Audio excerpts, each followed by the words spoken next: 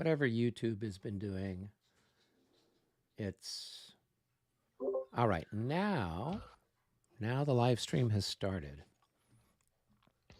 Yeah, for whatever reason, OBS Studio was not communicating with YouTube. So now we're good. Okay. Are you seeing it? An amount of money on.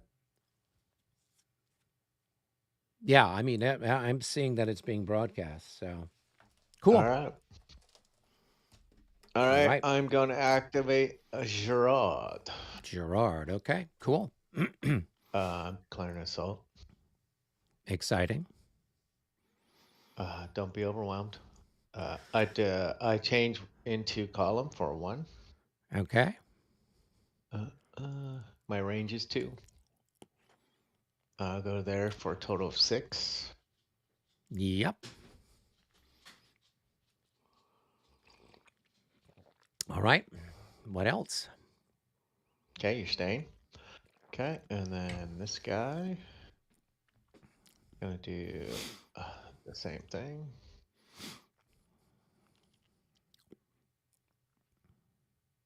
And there's 6.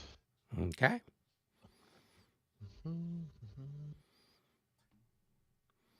I'm going to reaction move. Okay.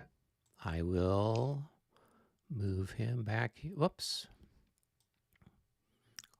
I don't know what happened. Whoa. Here, let's hit the undo button.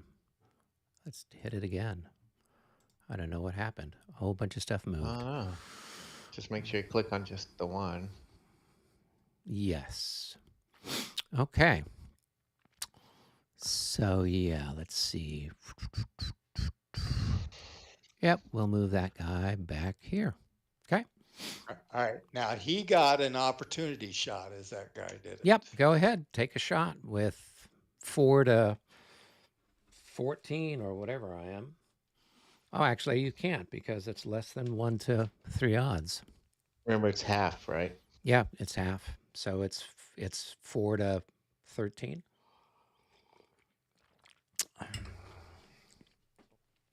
And how many movement points did that cost you? Would have cost me 2 movement points. Oh, you went through brush too, right? Okay, it cost me 6 movement points. Okay. I'm just asking. Yeah. I want you to go over half. I don't think it matters for the Cossacks. They have special for those rules, guys. Yeah, That's right. You keep. Plus, I'd have to go over. I'd have to go over 18. Okay. Okay, and then next. Now, do they do anything at this point? I don't. No, the assaults are over, so you can take the assault markers off. They can't convert into the next thing? They can't move into the next X. They don't have enough movement points. If they did, could they? No, because the target, I didn't retreat before combat. If I retreated before combat. Or actually, let's see. But this is a reaction move. It's a reaction, which their initial movement starts. But, okay, there is a rule for this. I'm sure. Okay. So, because this is covered under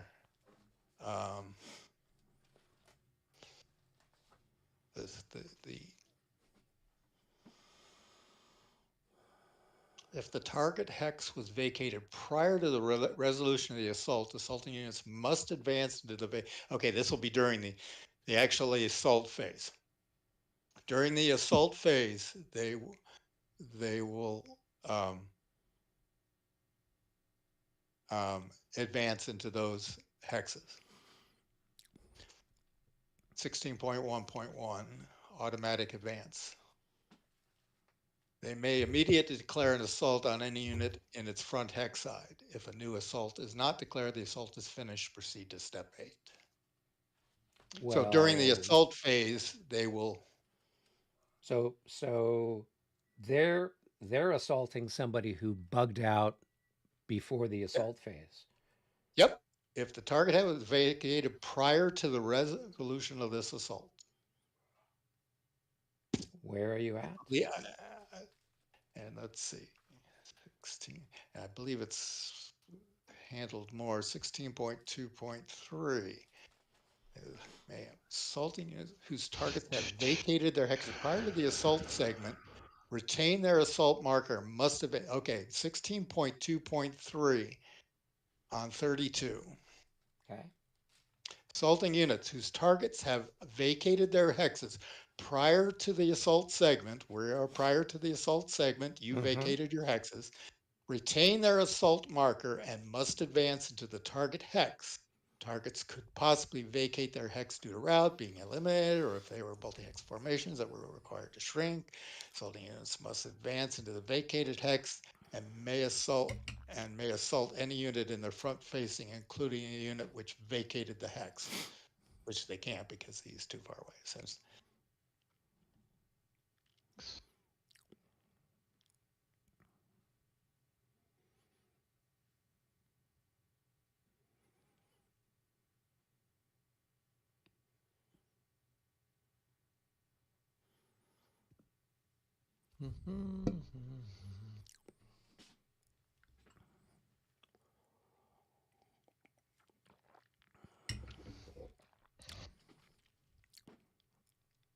Yeah, 16.3.7.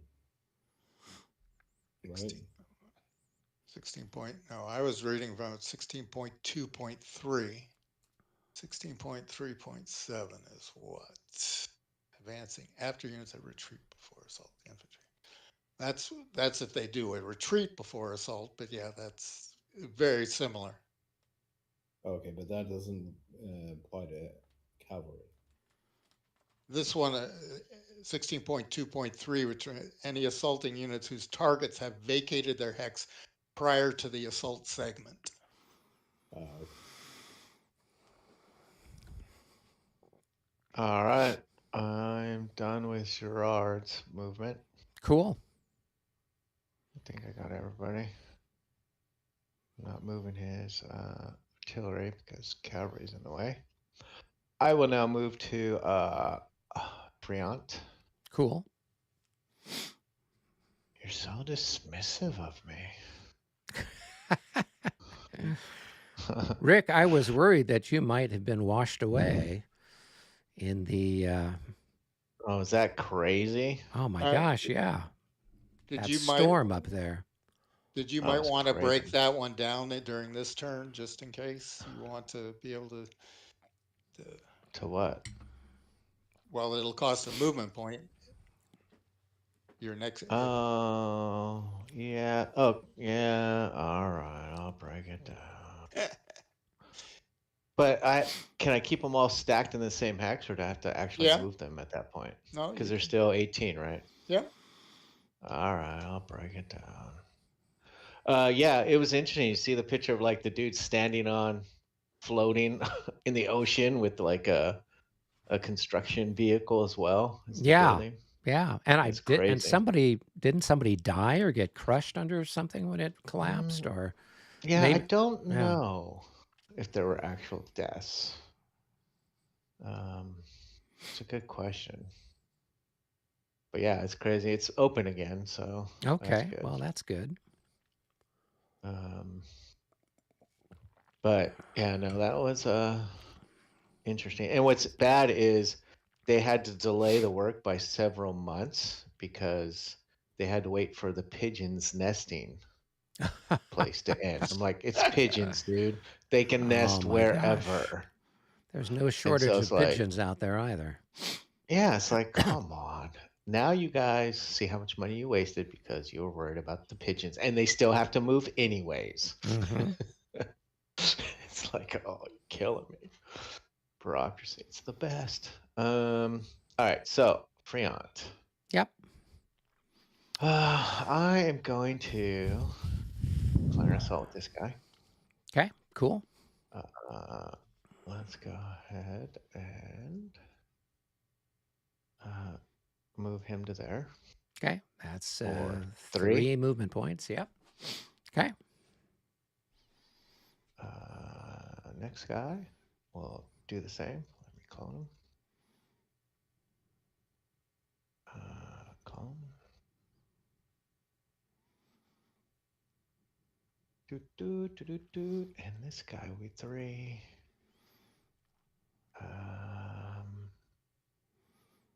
Actually, I will bug out after this guy moves adjacent. Damn so you, man. All right. I will go. Let's see, where's a good spot? In 1, the 2, 3, swamp. 4, 5, 6. Yep. In the swamp.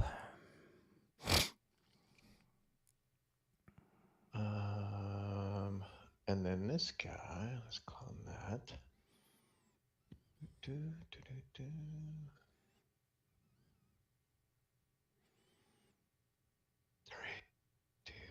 3. So that's a 3 ranger. Oh, let me make sure I got the right guys stacked. Hold on. Yeah.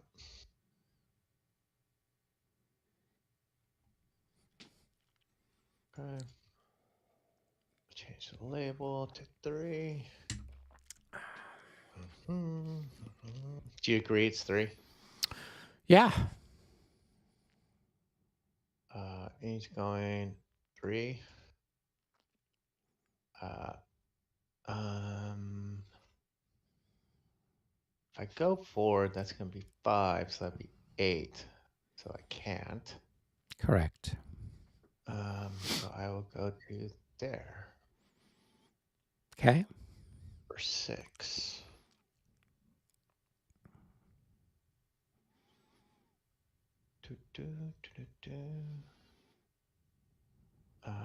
The next guy is going to be a 2 ranger. He's going to there. Okay. Let me clone that.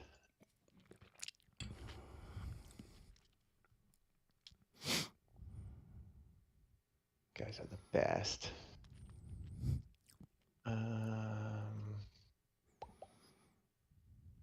Guys are gonna move up. 3, 6. 3, 6.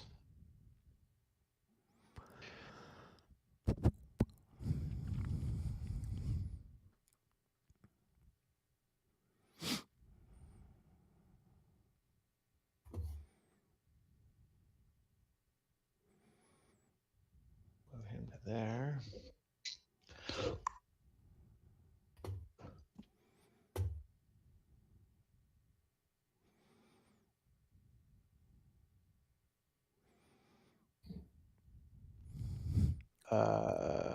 This guy's gonna be out of command, which is fine. 3, 6.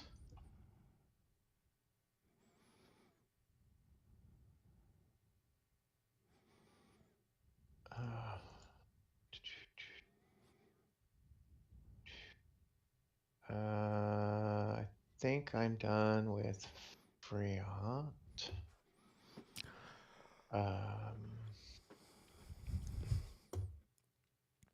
You got anything, Eric?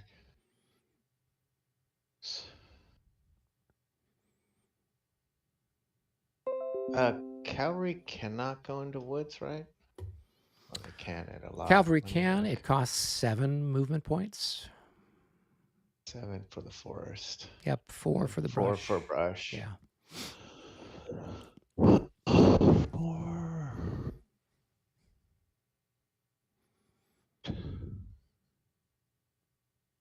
And I can't. Can I ride over my infantry? That's a As long as it stacking doesn't go over violation. stacking. I mean, no, it's a stacking violation. Just because they're 2 different types. Yep. Yep. You'd have to make a morale check for the whole hex with a -12. Unless I'm in skirmish mode. Right. All right. So if I switch to skirmish mode, You still don't have enough to get past them. 2, 4, 6. Or Wait, it no, costs 3, 4. 6, 9, Yeah. 12. Oh, 4, 4, 8, 12. Yeah.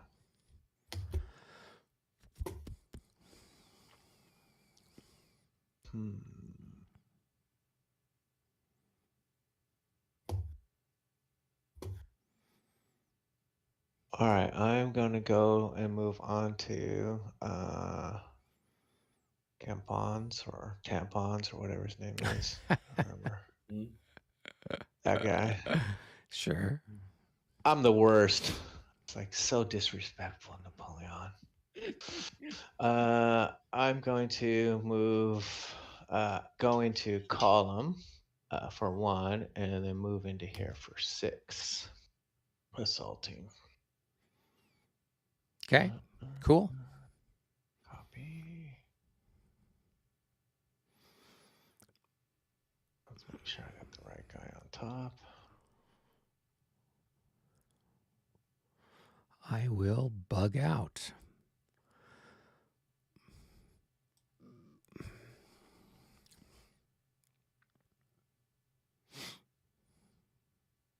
Okay. How do we mark stuff that can actually still advance and then engage something? Well, they are marked with assault markers. Yeah, but some just advance into the hex. Okay, so if I advance in the hex, am I then able to assault the Yeah, infantry? you declared an assault. You moved up to a target, and all those ones That are 1 away. that went away are so the ones that are at the have the empty hexes, they Yeah. will automatically, when we get into the assault phase, they will automatically move forward. Okay. 2, 4. I can't get there. 2. All right, these guys. That'll be 1. When I break down a unit at cost 1, Yeah. does it break down into column if it's in line, or do I have to pay also to go from Yeah, you line got to to change your column? So I end formation up too. spending Yeah. 2. Okay, so 2. Yeah, I know what you're asking. I don't, if you can combine that.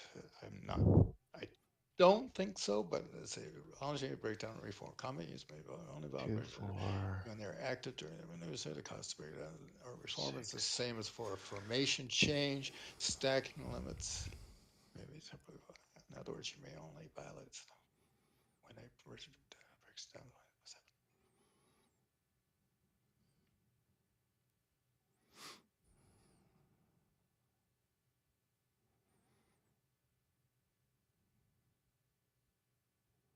Okay, yeah, it says that breaking down is not a free deployment of these units. They must remain in the same facing and formation they had immediately prior to breaking down. I'd like to make a house rule. Let's go ahead and spend 1 to do that. Now, are you looking to assault like up into here or something? Because I'm not going to be able to because the skirmishers skirmish across. this one, Still can't do it. 1, 2, 3, 4, all right, 5, 6, 7. That's right. Okay. Yeah, no, the skirmishers are adding 2 to everything in the front of the infantry. Right. So it's 4 to go into any of those hexes. Yep. Which is fine. He can keep abusing me with that roll all he wants. Big meanie. Doot, doot, doot. I will change my formation for 2.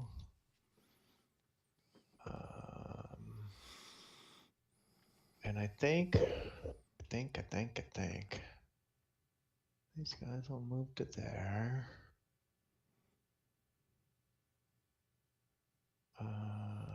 2. Guys will move to there. These guys move to there. Guys will move to there. Move to there. Where's my leader? Did my leader like say, "Screw it, I'm not going to join this fight"? Where'd he go?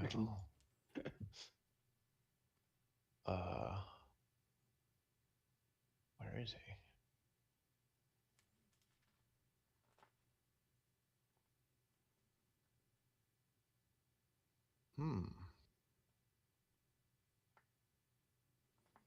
He is not showing in this picture. Where is he? Do you guys see him? Did he get deleted when Eric was doing his craziness? Who are you looking for? We're looking for compounds, right? Yeah.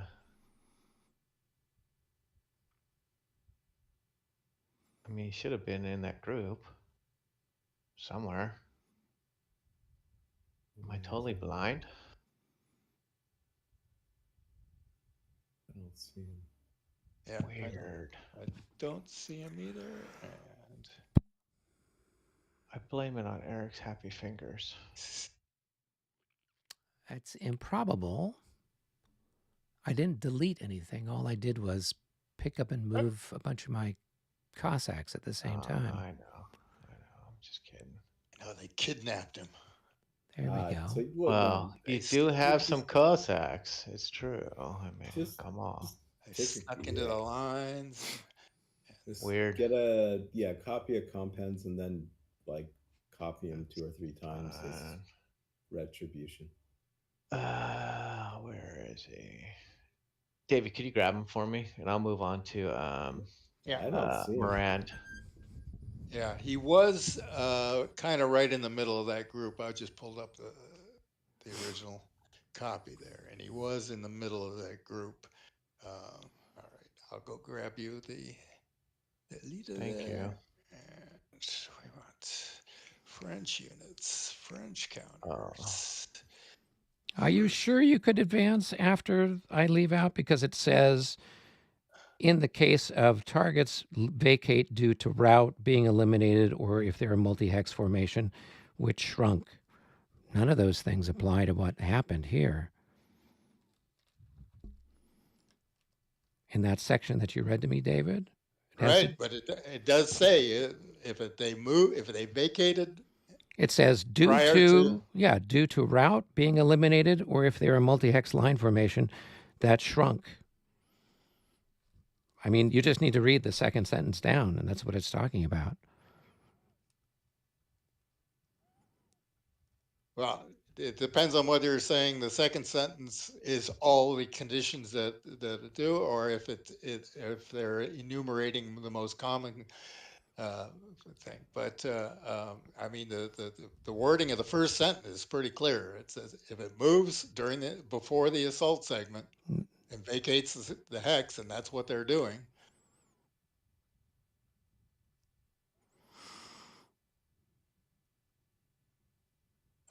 Right, we were looking for compounds. Who's this?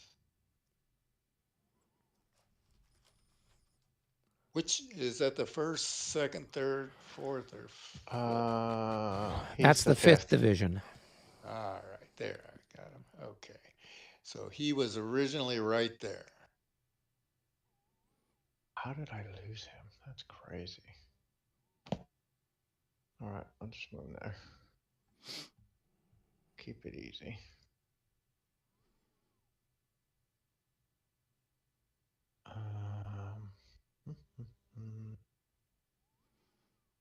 Six. I mean,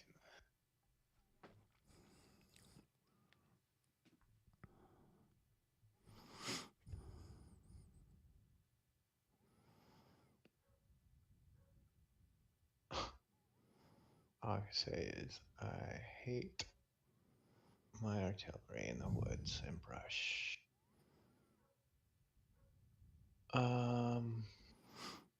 Yeah, it says targets could possibly vacate their hex due to some of these things. Oh, okay. Drought. You're moving drought, right? So I'm not worrying about that stuff. Oh, David. I still what's don't that? understand why 16.3.7 doesn't apply. Well, it does actually, but essentially it says in 2.3, it says essentially this is treated as an advance after retreat before assault 16.3.7. Oh, okay.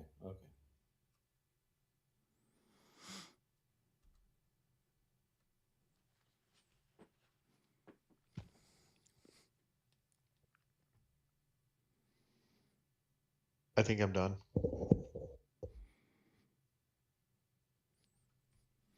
Cool. You don't want to move that What? light cavalry any further forward, or put them in skirmish or anything? No, in case I'm routing or something. Okay. I'm trying to keep a little bit of route lanes. Rick has learned the hard way. If it's not Rick, if I haven't at least put a 1 division out of command. There you go.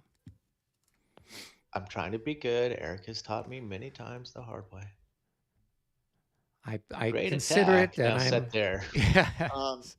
Now we had the regroup also did, and I see some of the OOC artillery there does not have a movement marker on it. That should have been done before I moved. Yeah, we 'Cause I don't moved know some where of it. they were. So I think the only units that we didn't move were this one here and this one here. Well, this one's not. This is part of Desai. Compans, this guy would have been out of command, so he could have moved forward, I guess, a But hex or something. Desan, this unit was there, so he couldn't. Yeah. So that's why he didn't move Dave, because he didn't have anywhere to go. Right, but this one would have moved during the. No. But what he's saying is he had a unit right where? there. Yeah. Oh, okay. Yeah. Yeah, this guy moved this. I mean, you just could have now. gone around this way, whatever, but if you want, But then he can't move. then what? He can't go into the woods. So right. yeah, And then I'm there's kinda screwed. there's Freons. we back- moved or those guys. That one does have a move. Yeah, Okay. yeah. So Yep. Mike and I went through and moved all the people that we saw that were out of command. You're such good Russians. You're good to me. Well, Rick, we've been staring at each other for 6 months now, so I've got a. I think you and I both have memorized each other's units and orders, all that stuff. All right. Okay. Okay. Cool. All So right, I'm now done. I guess it is fire combat phase, right? Yeah. Okay. Now, did you guys finish your stuff on the left there, Robert, or did? No, we didn't start. Okay. Do we want to grab? Because I wanted to watch what Rick did. Right. It was Okay. very interesting. Yeah. We want to grab Brennan and Mitch from down there or something, and Yep. and then Yeah, start, go ahead. maybe start on the left like we usually do, and go across the board. Hey guys, it's time for shooting. Shoot, Okay. boom, boom, boom. Time for shooting. Yep. All right, I'll join you back in the main room. So my boy Napoleon didn't give Morant anything, right? Jerk. What? Morant got nothing. You're so mean to me. You got nothing. What? Natsute, none of those guys got to move because you're mean Oh. to me. You're just mean. All right. Are we ready to You're a shoot? mean Napoleon. Yeah, start shooting. I think we got everybody on. Yep. So we're over on the west. Robert's cavalry skirmishers have a bunch of shots against some of the infantry, Russian infantry. Yes. Let's see. Where do we start? These guys here. How about Prince Robert a little further west? I mean, Prince Albrecht. Prince Robert. Oh, wait. Hey, I'll take the promotion. You've been elevated. Wait, hold Robert. on. Give me 1 second. 1001. Okay. He had his second. Let's go. I'm spunky this new year. You are. This is what happens when know. you're away for a couple know. of weeks. You get ornery. Charge. Are you guys going to Consim? I'm trying to decide. I'm definitely going. I feel like I'm going. Yeah. I'm Well, definitely going. I'm trying to see if I can pull it off on work because we have, you know how the new trick of corporate is unlimited PTO. Okay. Sorry. It's like, is it really unlimited? Okay. So I'm gonna test that. So these two guys can combine on that hex, and you would have 5 to 15. So you have a 1 I to think I 3 might have shot. 16 fire. I have 16 fire defense actually, so it's. I guess that's one short. I was at 16.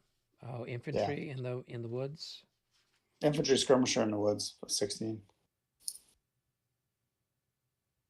Am I looking at the? I'm saying it's 15. Look, one column to the right. Infantry, skirmish order. I'm seeing. I see 15. I see 15 also. Look one hex. Look one column to the right for forest and marsh. You're looking at brush.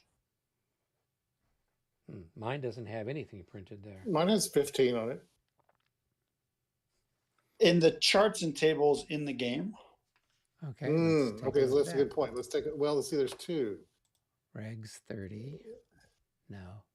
We were using the ones in the La Bataille de Moscowa charts is what we were using. Oh, okay. So that one is 16. So 16 if you're PGD. But if you go under the 1, 2, 3, 4, 5 buttons from the upper left, right by the retire, open that up, the fire defense chart. It says That's skirmish what you order, forest, marsh. is Now 16. in the Moscow charts that that I thought we've been using, it actually says they have to be in PGD in that square. They can't even be in skirmish in there. I've never seen that chart. Where do I find it?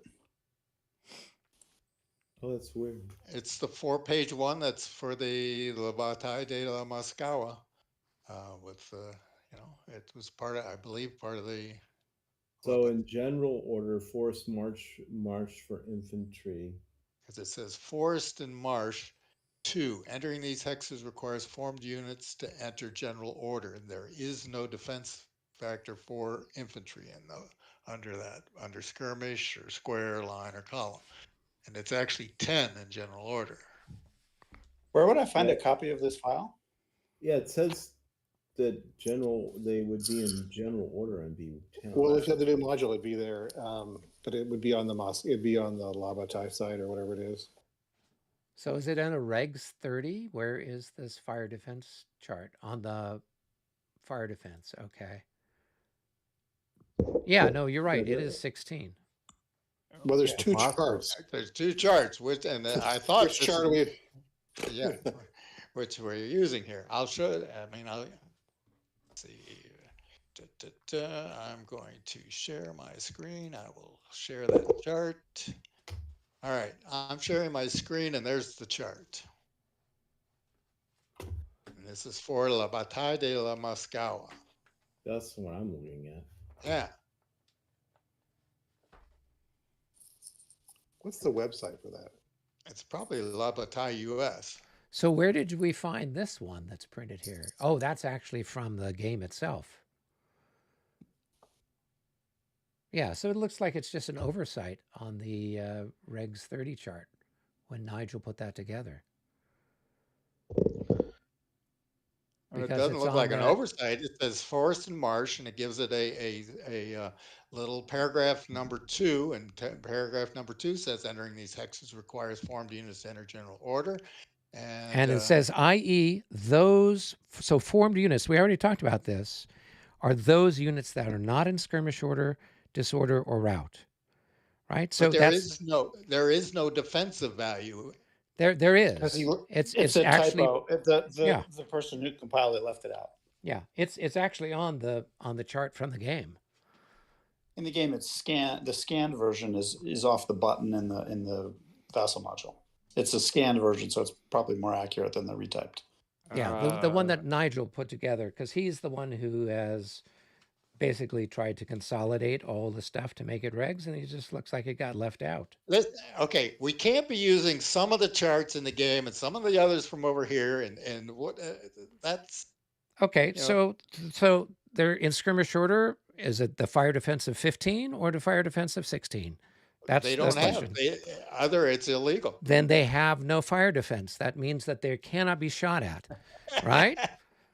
Means they can't be in skirmish. No. It says very clearly in the rules. I have the Moscow rules here in my hand, And it says that formed units, i.e., those not in skirmish order, disorder, or rout, are therefore in general order. So any unit that's not in skirmish order, disorder, or rout has to be in general order in the woods. Yeah, It we couldn't do be this more clear. actually. That's in the rules from Moscow. I wave them in front of my camera if we need to, but we already talked about this. So the fact what that are it's they? not on the regs form from labataille.us means that it's an oversight on the part of the guy who consolidated that. It's actually in the chart from the game that was printed. Yeah, but the game was not written for regs. Yes, it was written for Marie Louise, which is the baby version of regs. It's regs, except you don't have multi-hex line. That's it. Right? I mean, that's really the main difference between the two. I have another related question. How Yeah. long have we been playing this game? For well over 6 months, probably. Yeah. The first time I heard of the existence of an external PDF file with charts and tables for this game was 30 seconds ago. You guys started. I've been using the stuff off the button all game. Okay, but then Robert and myself, and I don't know who else That's the possibly one have I've been been using the me. whole time. Yeah. Sorry. Because Well, I know you added the button later after we started playing, and I did. Yeah, I just copied over directly what was there, not trying to say, hey, one was better than the other. I just put all the information there. yeah, that's wasn't so the fire defense chart that's there right now is the one that comes with the game. It's the one that was part of this module before Mitch did anything with it. Yeah. So And I just copied over what was from LIVESTREAM, and maybe we should make a little note of it. Maybe Well, see if they can. now which I one is mean- on the La Bataille US? so the fire I think that unit is in general order because it says on the Battle of Moscow Special Rules 4.1.6 General Order, the following terrain requires formed units to enter general order when entering the Great Redoubt, Earthworks, Special Structures, Marsh, and Forest. right. So the key word there is formed units. And skirmish is a formation. Yeah, and so That's a formed unit. No. Yes. So if you look at in the in the actual scenario book from the game, section 4.11.2, stacking in marshes, it says marsh hexes require formed units, comma, parentheses, i.e., those not in skirmish order, disorder, or rout, end of parentheses, comma, to enter general order upon entering. So they're talking about if you've got a unit in line, you've got a unit in column, and they move from whatever terrain into the woods, they have to go into general order terrain. The exceptions are skirmishers, routed units, and disordered units. It's very clear. It's right there in I the have a in the related book. question. Yeah. In the labataille.us version, is cavalry like Cossacks, are they permitted to form skirmish order in the forest? Yeah, they have a skirmish fire defense of 14 in the forest. So are we saying that? Well, which chart? No, Let's this is see. on the one that's from the labataille.us. It's La got them Bataille down. 14. Yeah. So are we saying that cavalry can skirmish in the forest, but infantry can't? That's And kind of silly. and it says cavalry skirmish order only applies to players using Regs 30. Yep. Because you don't have skirmish order cavalry in Marie Louise. The simple solution is I vote we use the charts from the box. Yeah. All you need to do is write on this one that you downloaded. If you printed it out, just write number 16 as fire defense for skirmishers in the forest or marsh. And problem is solved. Right. But see, if we are using this chart, then now we have unlimbered artillery has a defense of 8, village, and it has a defense of 10. In farm, it doesn't have the 16 and the 20, which is why we've been using this. That's a good point. So there's errors both ways.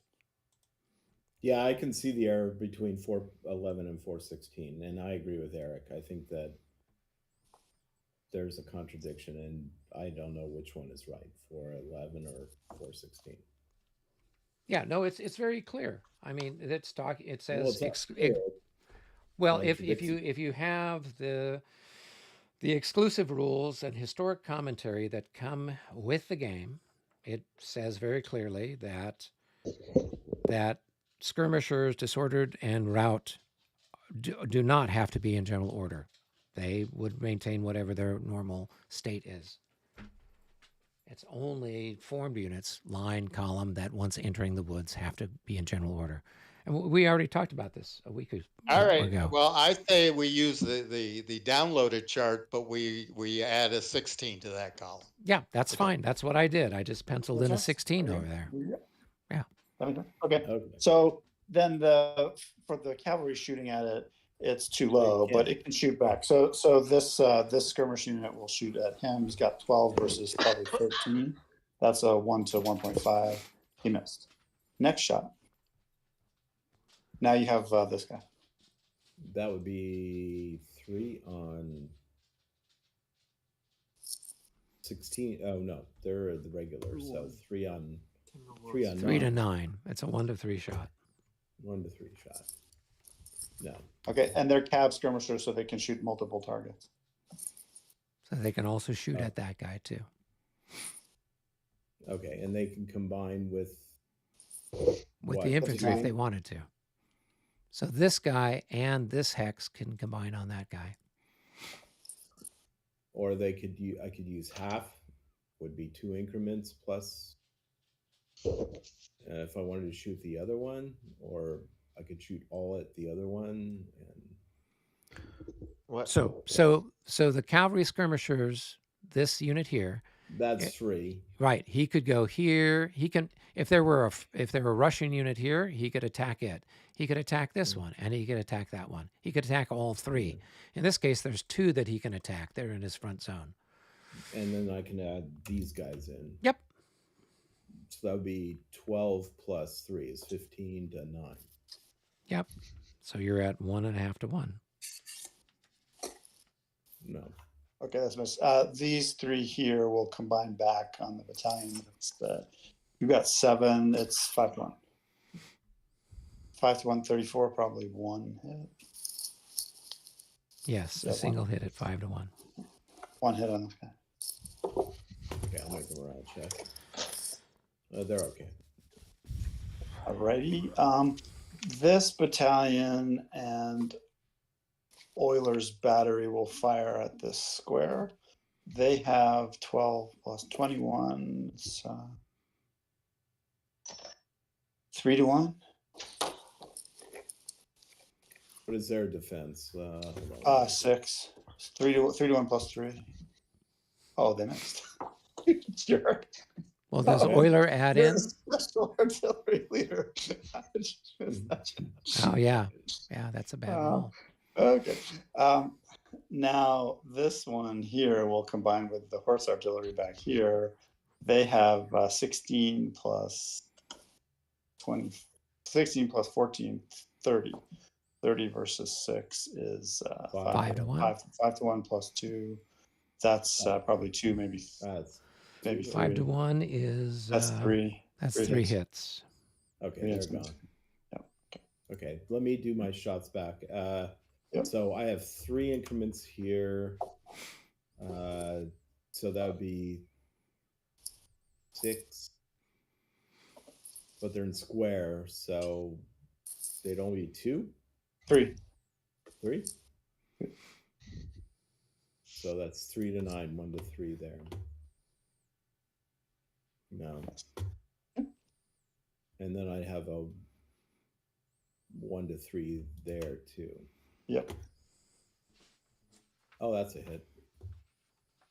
Maybe not. No, Sorry. 1 to that's 3. right. 63? 65 is your number. 65, 66. Yeah. Darn. All right. Okay, so and these guys are gone. So that and that goes.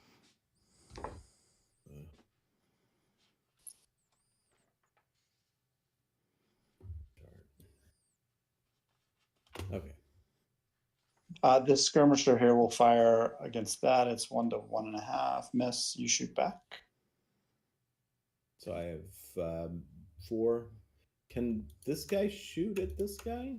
It's No, blocked by your own unit, by the boundary of the unit. Okay. So that's 12 to 14. 14.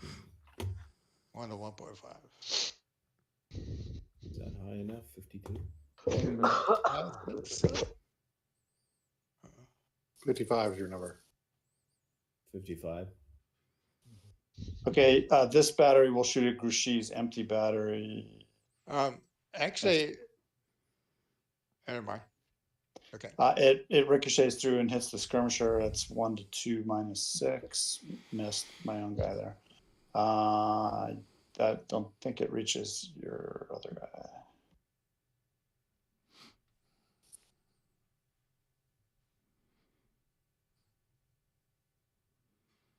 Nine. I think it blocked your skirmishers. It went through my own guy for sure. I was pretty sure about that. Yeah. Through Yeah. the 9. Yeah, you can still hit. You're at a range of 12. But Yeah, you'd I have think a minus, you're going to have a minus 12 on your die roll. minus 12. So no shot, I think. So it would be a, Can't yeah, hit. it's be a Can't hit. 1-to-1 with a minus 12. Yeah. Can't hit. No hit. Okay. Next. Okay. See, I have these guys down here. I got one shot from late.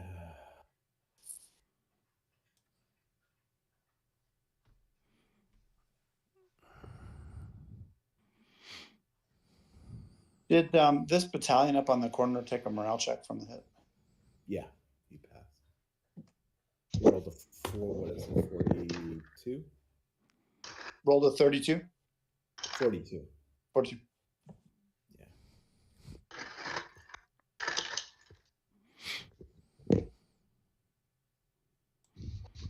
Two, three, 4, 5, 6. Oh, there's nothing but leaders there.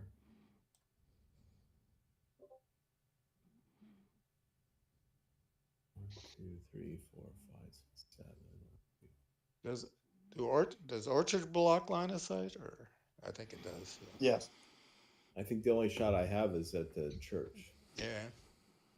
So that would be, and I have, but I don't have to shoot if I don't want to, if I have leaders. Yeah. Oh, but these guys don't, they have to be stacked with leaders? The battery is in control of the leader. I think they don't need to shoot. Yeah. Because he's adjacent.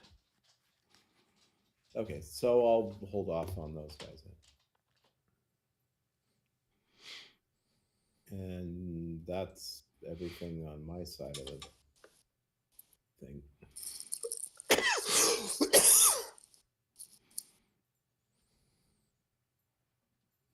Yeah, that's everything on my side of the. Do you have anything more, Brandon, with your? I'm done. I'm done. Okay, so I guess it shifts down to Michael. All right, Michael and Mitch. Easy for me.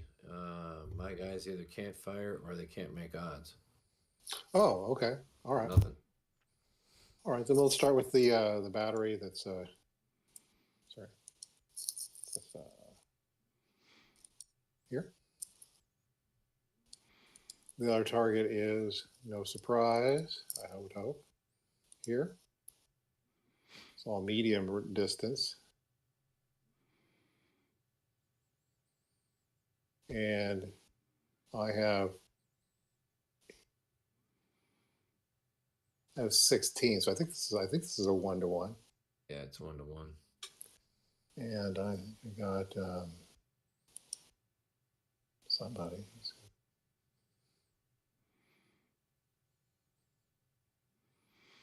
So Got a plus leader who 1. adds 1. Nope. No.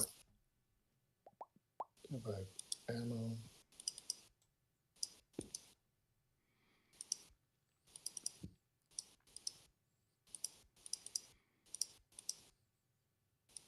Okay. The artillery back here will choose these Westphalians as their target. I have 10 to You have 10? yeah. So that's The one? that's woods. Do those need to be in general order? Is that what we're saying? Yeah, so it's a 1-to-1. 1-to-1 shot. Okay, 1-to-1 plus 5. Here we go. What are they firing at? 36, 40. I don't think it's enough. Either. Need like a 51. Yeah, I need a 51. Not enough. Okay.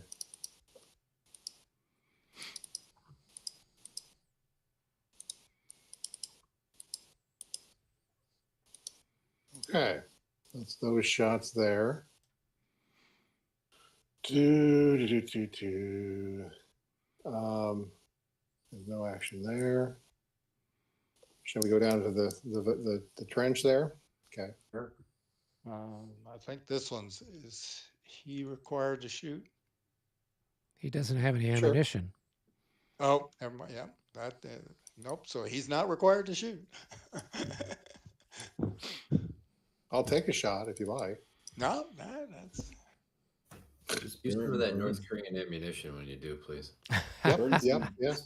Burns Can you some imagine food. even having North Korean ammunition? It'd be brutal. Mitch has been using North Korean ammunition all turn here. Yeah.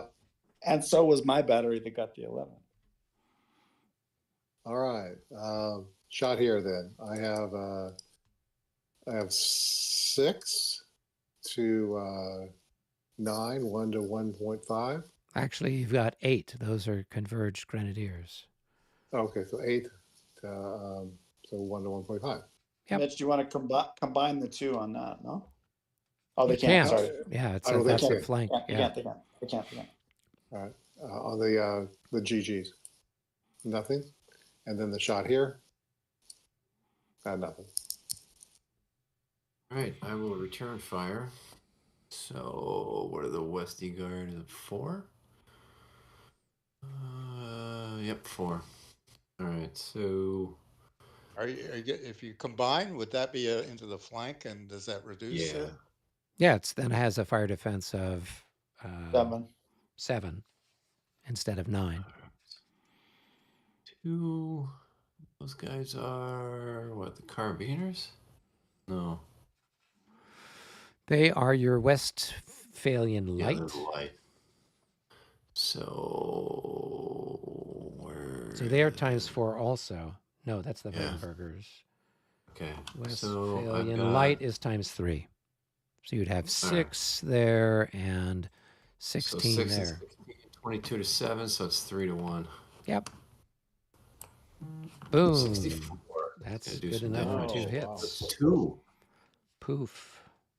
He goes down for the count. Lost half his value.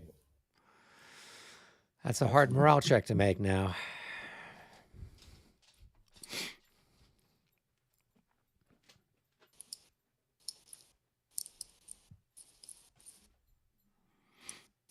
By the way, Eric, if the NSA wasn't flagging us for all the Russian talk, I'm pretty sure we're getting extremely flagged for the North Korean references.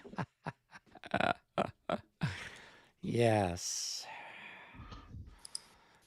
I don't know All right, what North Korea would be shipping to Russia or France in 1812. Maybe some porcelain or something like that. There we go. was no such thing as North Korea.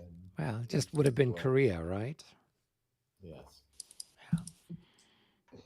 All right. I think that is anybody that I have in Junot's Corps that could possibly fire, artillery or otherwise. 1812, the Chinese would have held sway over Korea, not the Russians. Yeah. Where's Port Arthur when we need it, right? All right, Mitch, you've got some more cannons. I don't know. Yeah, I don't think I'm going to shoot those ones there. Okay. And then we have this mess here. Okay. Let's do this. Let's do this first. All right, so I got 8, 8 at 9, 16, 25 to your 25 to 6. yeah. So 4 to 1. Yep. Go ahead and roll. So you're going to have a plus something for the size, Yeah. right? So plus- probably what, a plus 6? plus 6, I think. So 44, 4 to 1.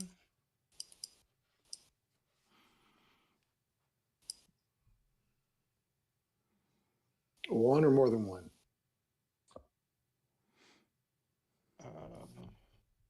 See, 4 to 1. Nope, not enough for 2. So it's one One increment. hit and a morale check. Made my morale check. All right.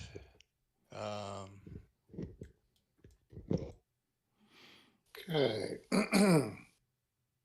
Let's do my first shot,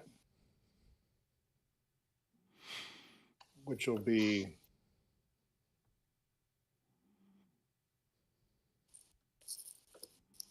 these two sorry, double check. No, sorry. These two batteries here.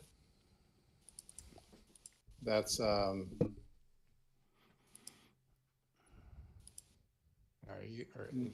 that your target? Because that one cannot, because this is blocking, half of that's blocking terrain. David, it goes over the points don't. Vertex, so vertex doesn't count. Edges do, vertexes don't. Yeah, it doesn't cross the hex side. Okay.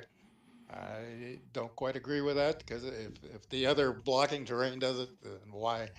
But that's yeah. David, the only reason is that in every other game we've been playing, you're the one who was convincing me that the vertices should be open. That's why. No, the vertices are fine. If like from here to here just went over the vertex. It only does. But the other rule is if there's blocking terrain on half of the thing, then that that's so. But I will go with that, but I will remember that. So, because you were actually the one that was talking, that was blocking that for me on some with some Linnea shots in the past game. But okay. Well, it's good to hear that Regs 30 isn't as perfect as everyone keeps saying it is. Oh. I'm sure those of us who play 5th edition and Premiere are just happy as clams to hear that Regs has got problems too. All right, 19 Shoot away. here. 19. 3 to 1. 3 to 1. Plus Plus 5, 2, that's so, going to be 30, 31. So that's a 32. that's That's a a hit. hit.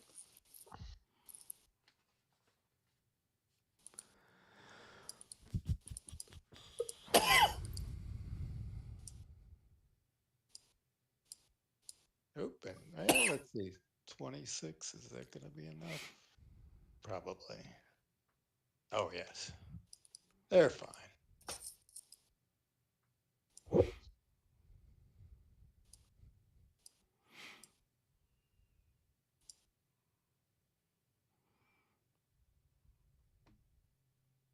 Yeah, because they're in squares, so they get a plus 6, right, for being in Yep. square? Yeah.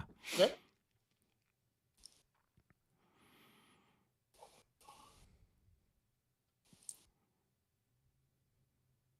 And let's see, is there any roll through on that, or is that not the case? Well, you would roll through to this. It hits the if slope anything, behind the and square. it would hit the slope, so there's no roll, no ricochet there. double check that. Okay. I agree.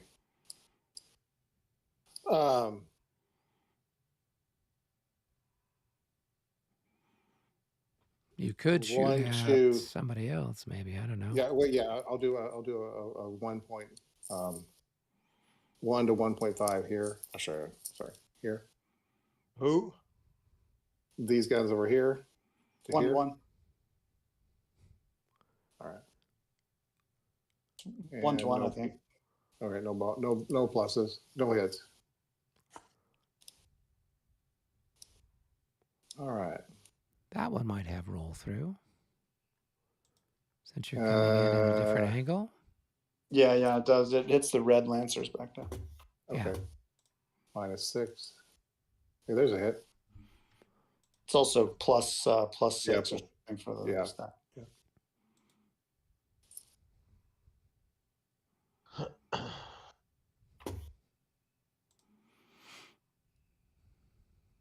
Mitch, that was a 3 victory point shot. The North Korean ammo, when needed, finally came through. All right. So these two batteries here are going to target this square. I think one of them is blocked by the Russian cavalry regiment. Oh, you think? Let me double check. Yeah. You might. You are correct. It will target the. You could probably hit the 1st Battalion of the 93rd Regiment in line a little further back from that square. Probably. Yeah, that's what I'm thinking about too. No, actually, one of them's blocked by the closer hill. So I think your only target's Lalamo. Or you would split it. Or split it, yeah. Yeah. So one could shoot at the 93rd, and the other one could shoot at the guys that are in square. Okay, so we're gonna take the single shot against the one in the square. That's 5 to whatever. I think that's 5 to 6. Yeah, so 1. +3. +3. So 40, that's going to be 51. a 51. It's less than 1 to 1, so that's a miss. Yep. The other shot against the other guy, that'll be a hit. Who's that against? The line? Yeah, the 93rd. Okay.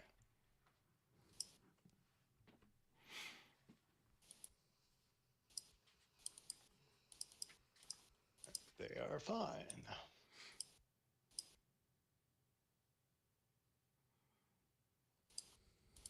All right, I've adjusted all of my ammo. Exciting. Except. All right. This one is 4 against that, which would be 4 to 6, 1 to 1.5.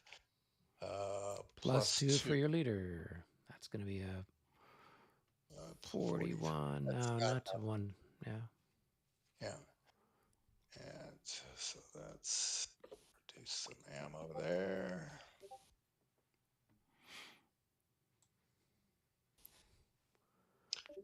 And this guy here is going to shoot at these guys. So that's 6. 1 to 1 with a +4. Yep.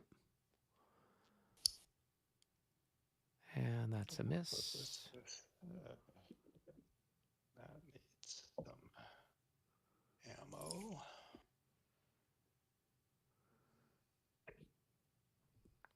All right. Let's see, we've got 1 to 6.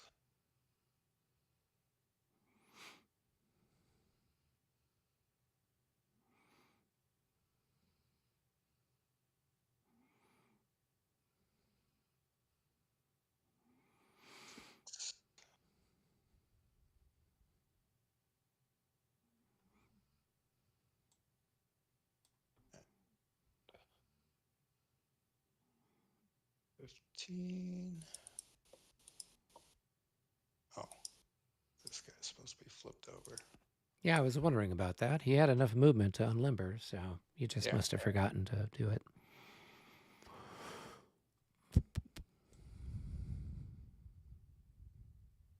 And actually,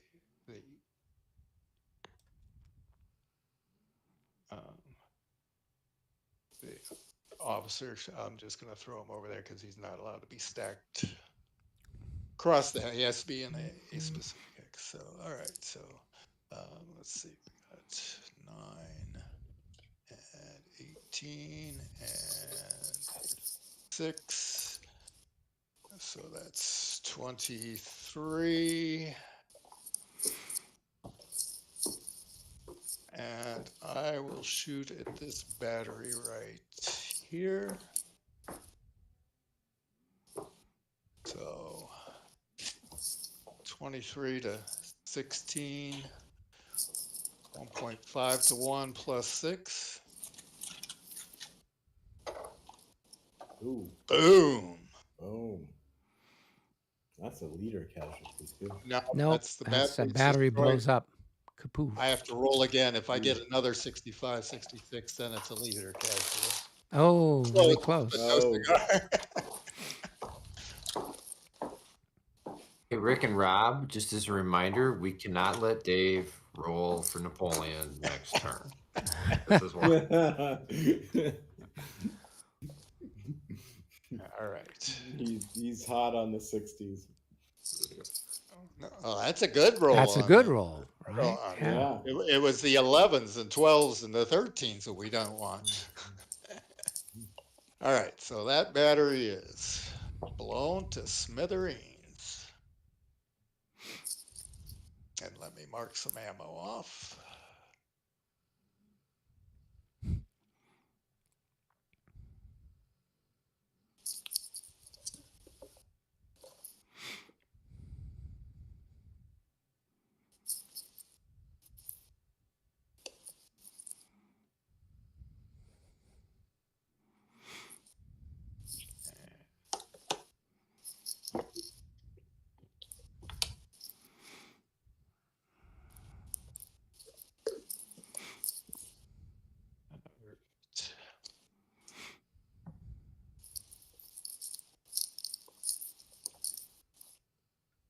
All right, so you want to get rid of that battery for me, please?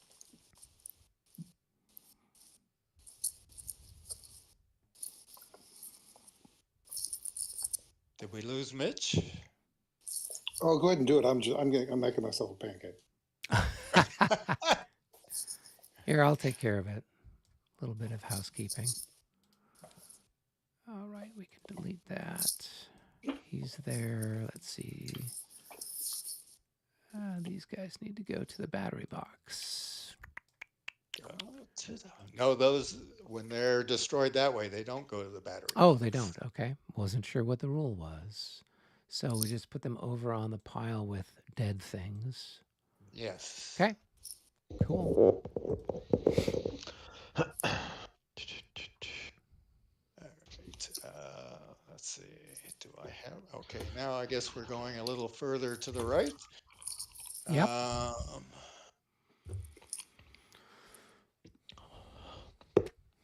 right.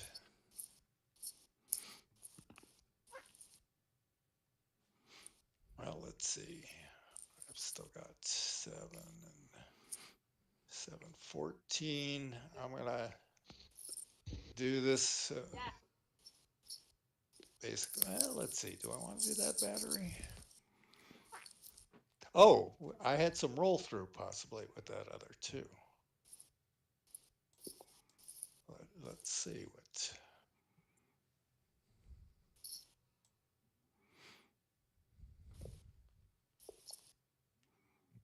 So that was right here, 10.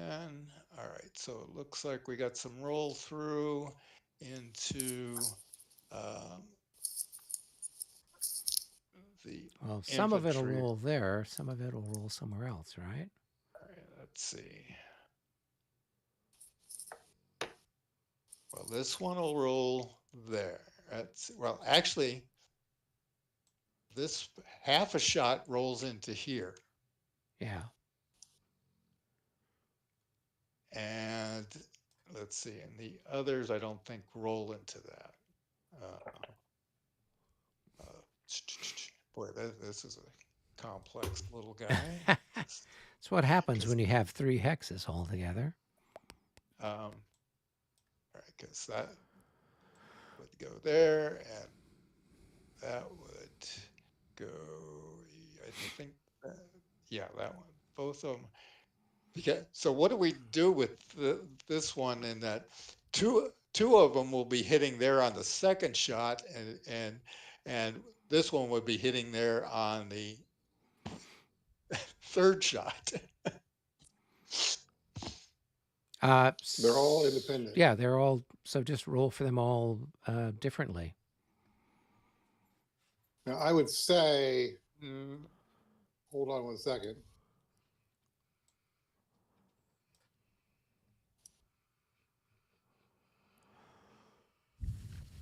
Okay.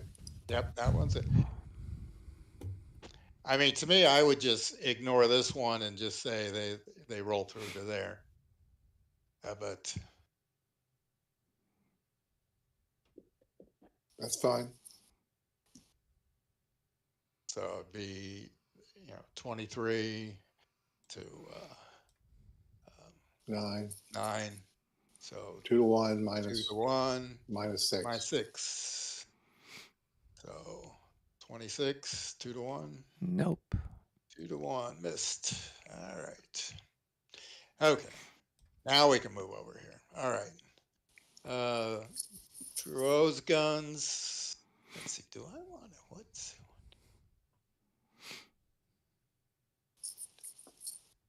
Do I want to do them? +3, +7 on a 6. 14.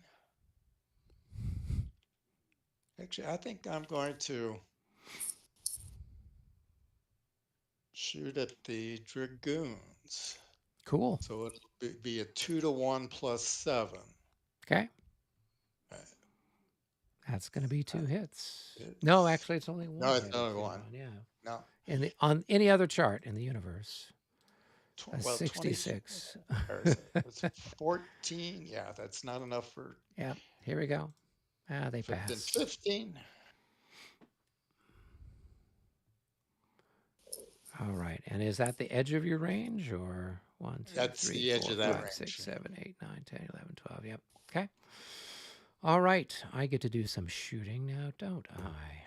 I should have done it at the artillery because I would have got a hit on that probably. Oh, well. Best laid plans. Yeah. Let's see here.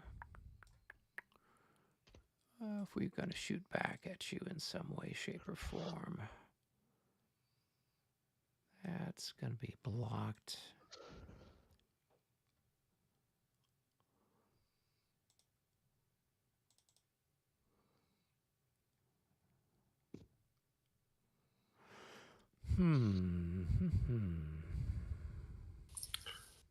No. Hold on.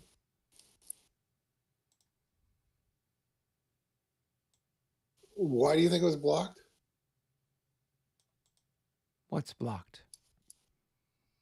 Which shot were you thinking was blocked? This one here, shooting at that one there. It's got to go through these, through those guys first. Well, here's an interesting question. Could you shoot those guys? Yeah.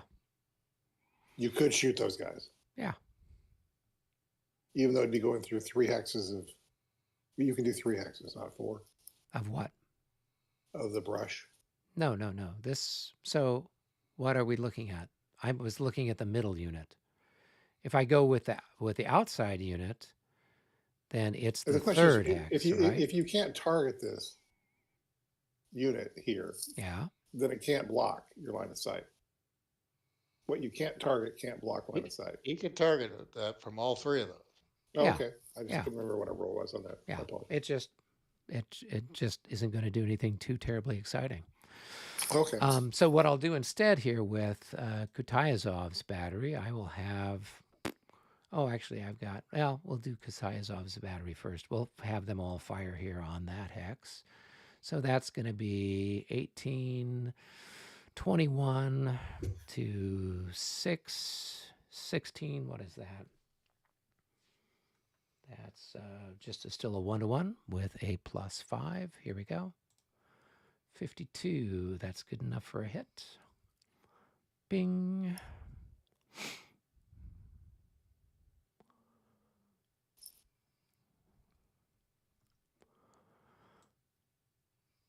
And I don't think we get any rollover since we're at the edge of our range too. So Mhm. let me update their numbers here real quick.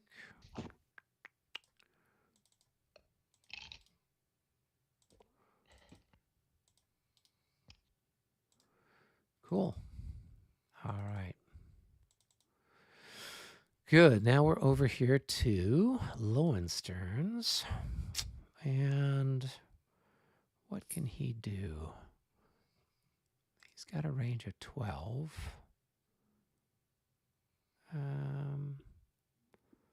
He's got some skirmishers he can take a shot at. That's just the cavalry leader, or is there cavalry there? That's just a cavalry leader. Okay. So the best he could do would maybe get a bunch of shots on that. So let's see. We'll just hold our powder. I don't know that it makes any sense for us to take that shot. All right, moving right along. We move a little further to the east. I've got this guy can fire there since he's not being assaulted. Well, he is, just not yet. Just not yet. So he gets to take a shot. So that's going to be 16. Does he get to take another shot during the assault then? Yeah. No, okay, Right? we have an assault on the one being assaulted cannot shoot. Yeah, we know that. I'm talking Okay. about the guy next to him. The guy Right? next to No. shoot, he does What not I'm- get to shoot during the assault phase. Why not? Yeah. Well, no. Here's the question. So this guy's going to move into there, advance into that vacated Nope, hex. he And then doesn't. he's going to assault He that guy. advances into that hex Why? because that's the Because way his that arrow's was- pointing. And that was the way the hex was vacated. Yes. Oh, so they don't go to either side within their. Nope. He's got to go. That guy's Oh. got to go straight there, and this guy's got to go straight there. And then you have Oh. a stacking violation, and so you have to displace back. Got it. Yeah. So I didn't realize that. All right. Yeah. Yeah, I thought they can go anywhere in their frontal. Nope. They got to go into. They can only enter the hex that they had targeted. Right. The Got hex it. that was vacated. Yep. Got it.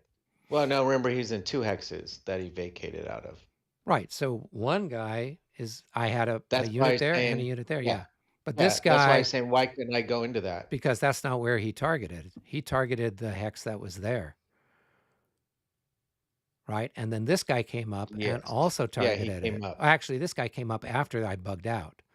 And so Yeah, that's why he yeah. went there. Yeah.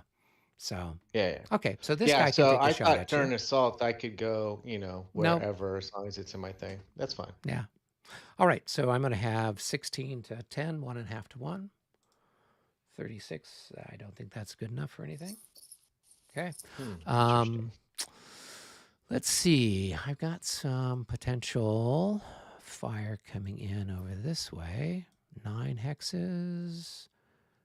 Yeah. Okay. So I've got these 2 sets of guns that can fire in on this guy. So that's going to be a 1-to-1 with a +2. And that's not enough for anything. And let's go ahead and find formation. Where is the ammunition? There we go. First time they've got a chance to fire.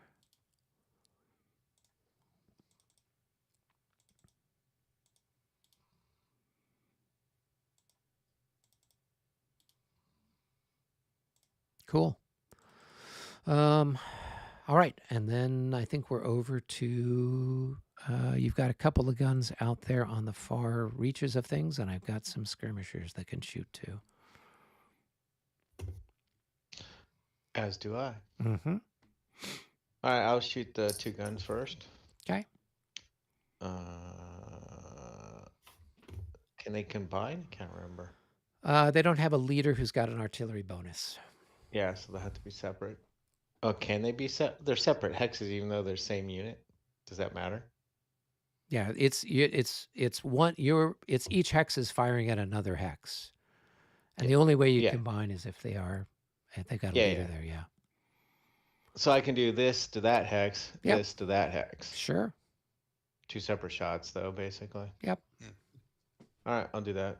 Okay, so 1 to 2 shot on the first one. Nope. Nada. And the And second then the one. next one. Nope. Nope. Get those out of the way before the assault.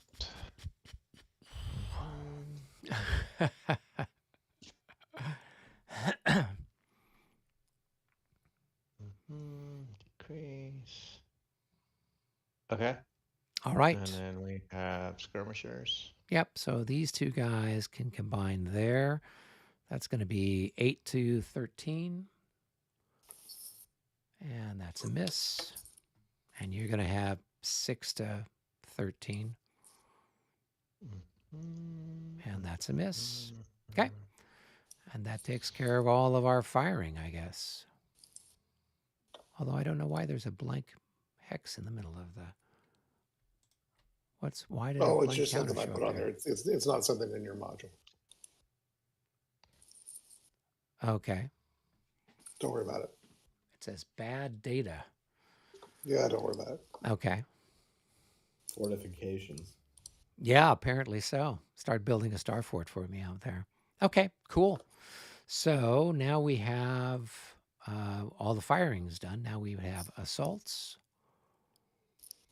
Do we have any out in the west? Nope. No. Okay.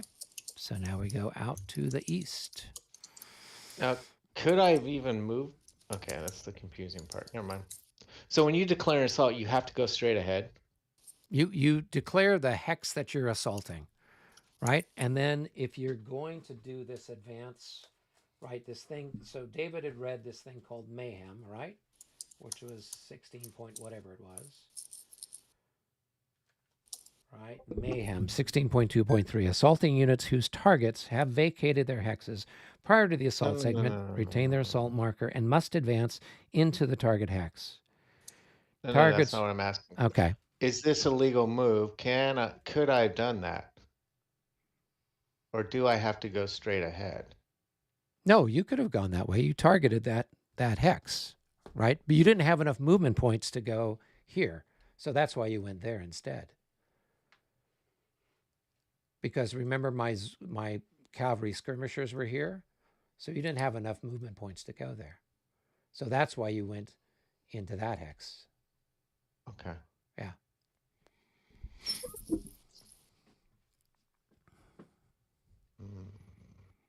Okay. So to get my mind about this right is if you had finished excuse me. If you had finished your movement rather than wait to do assault movement, because it was movement, you could have actually used any of your front hexes, right? Yeah, that was fine. I think the problem is that this hex, I was assuming I can go to any frontal hex for the assault. Well, I guess what I'm saying is that if you had continued movement rather than waiting until assault movement, you could have just continued movement, and you could have entered in any frontal hex. Sure. Actually, how many movement points did this one have left? So he advanced and he used all 3 of his movement points to go there. Right. So when you actually moved back to here, he would have been able to, he would have continued his movement to that hex, this hex. So he's the one that actually should have been there, and then the other one wouldn't have been. Yeah, been the there. other guy wouldn't have had movement points to get anywhere else. Right. So just switch it. So just take the assault marker off of this guy and move him back a hex or so from where he was. Right. Yeah. Because that was a case where you could continue moving because you did have the movement points for that. Mm-hmm. Okay. I mean, makes more sense to me. Yeah. Yeah, these other ones didn't because of the Yes. skirmish. Yeah, I have to pay Okay, 40. so they didn't have sufficient movement points to advance any further. Correct. Correct. But now when we get to the assault phase, so they can now do their thing. Let's see. Okay. So if we've only got assaults down on this part of the line, so go ahead and pick them and start All right, start doing assault. moving, rolling, whatever magical stuff we have to do. First, we have to resolve. Do I do the advances into the hex now? Yeah, that's what I'm trying So- to look up to see. So we are going to conduct each assault individually, right? Mm-hmm. So pick Mhm. one. And so, for example, if you pick this guy, he's got to move here. And then he's got a choice to either attack here or here because he's got 3 frontal hexes, right?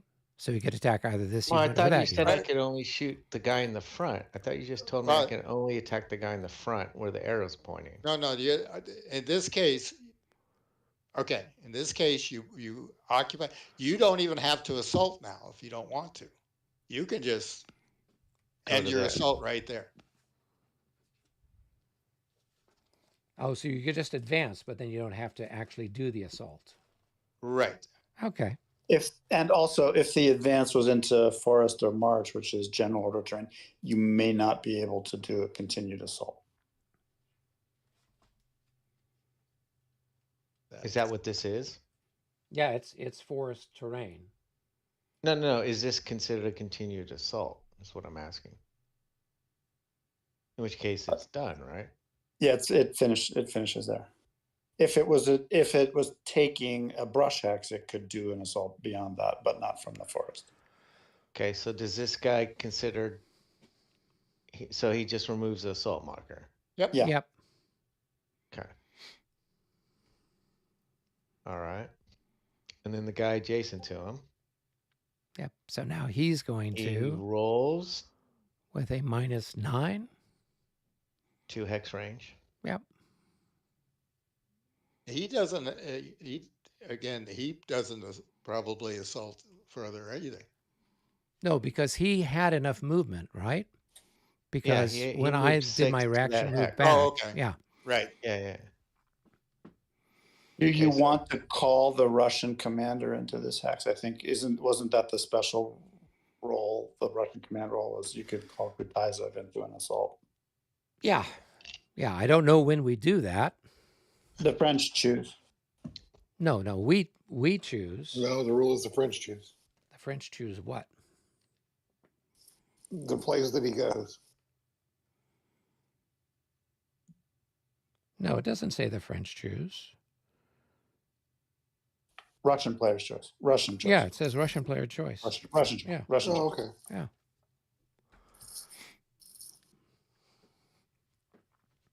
Are you choosing to? I have all kinds of options, right? Doesn't How get many better. assaults do we have, right? We got a whole bunch 1, of 2, assaults. 3, Yeah. 4, 5. Well, it says Save the this best at for the beginning last. of the assault segment. Yeah, so I would have to choose now as opposed to waiting until you're partway through whatever. I'd have to pick which one. Or the last one. Yeah. Okay. So, yeah, what the heck? We'll move Kutayazov over here. He's actually a decent commander. Okay, cool. So now you make your check with a -9. And that's a very solid one. And then I'm going to make my check with a +3. And that's very solid too. All right. So now we do what? Go to the Defensive next fire? one. Oh, okay. I mean, do we do them each Eric, one first at a you time, roll or- you roll a die for column shift. Oh, okay. Let me roll a die for the column shift. A 3. I don't think that's anything. Then Rick rolls the offensive fire, and you roll defensive fire. Yep. So you're going to have what? Probably 16 to 9. 53. That's good enough for a single hit. No morale check. Yeah, we know that. Good. And then I'm going to fire back, and I am at 16 times 2. That's going to be 30. That's going to be a 3 to 1. 25. That's good enough for a hit. So no modifier on the subsequent assault. Correct. So it's morale 16, so he has to roll. Nope. No morale check. Rick, when the assault fire combat happens during an assault going on, any hits don't affect morale. They go to be a +6 per hit or -6 per hit. Oh, got it. Yeah. Thank you. Okay, so now we do our numbers. And let's see, I'm going to say I'm 14 and I 11. took a hit. And then I'm 9. So you got 20 to 11. So that's 1.5 to 1, or 1 to 1.5, I should say. And you'll have a -3.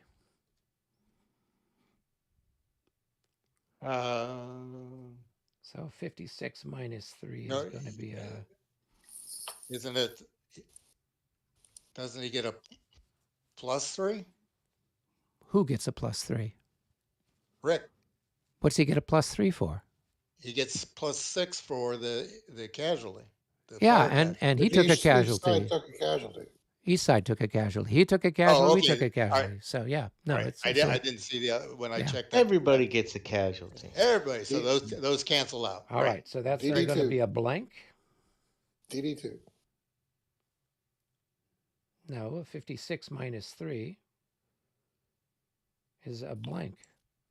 Oh, is it? What's his attack strength and what's your defense strength? Oh, I'm sorry. I'm looking at the wrong chart. 1.5 to 1.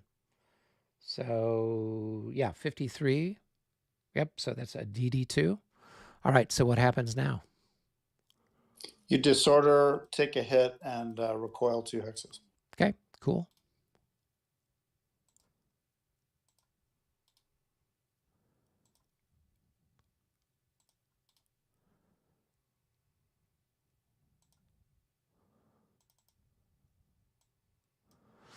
All right. 1, 2. Attacker takes the hex, and if you're out of the zone of control, he's not. Which he's probably out of the zone of control. He's got cavalry right behind him. Cavalry zone of control doesn't extend into brush. True. Oh, okay. So then there's impetus. So you roll a die. 1, 2, or 3 is number of hexes that you follow, and 4 or 5 or 6 is no follow. Or so you don't follow. That's all.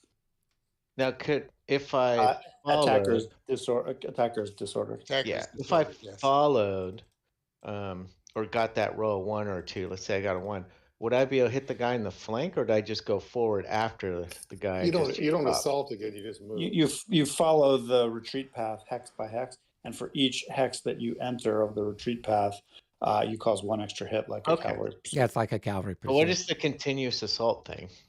Is that what that is? No, Yes. well, it's not a continuous assault. It's a pursuit of sorts, right? It's impetus. It's a pursuit. Yeah, Impetus. it's just infantry. It's the equivalent of infantry. Like we're totally gung ho, charging with our bandits, feeling very excited. Yeah, they are excited. The continued assaults are what you kind of did to start with, which is you chase some people away, and then you get to do 1 more. Yeah. Got it. Okay. Unless you're going into general order turn. Got it. All right. So this guy moves to there. Okay. So then we do the whole thing. You go ahead and Well, make a check. Well, he has a choice. He doesn't necessarily Oh, have yeah. to. I don't have to. Yeah, let me look at the guy's morale. I'm sure it's excellent.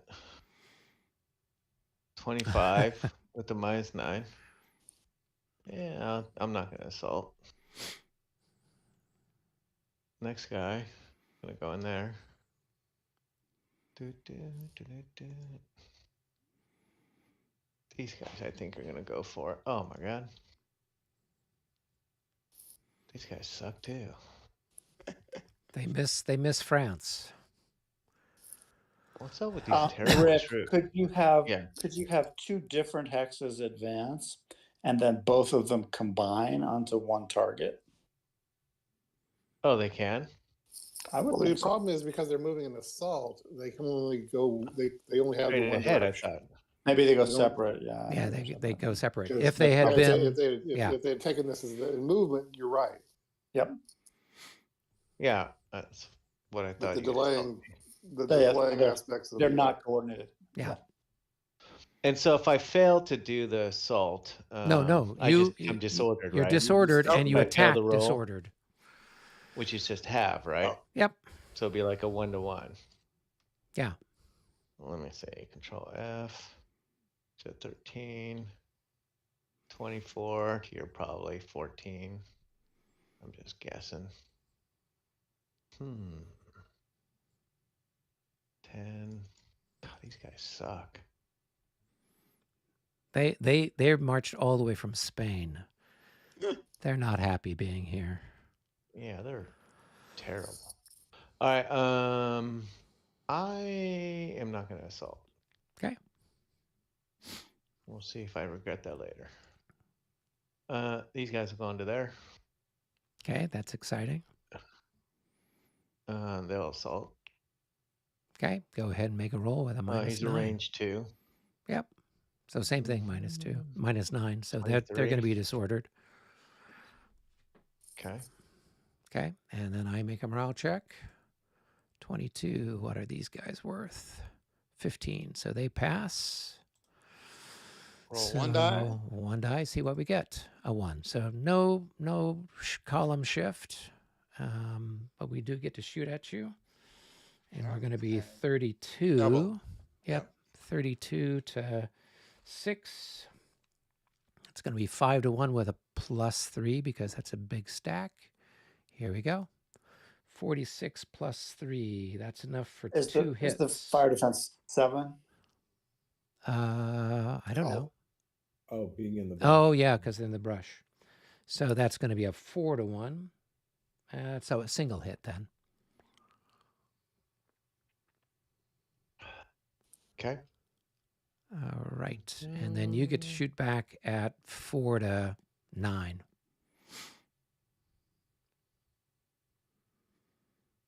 And so that's probably going to be a miss.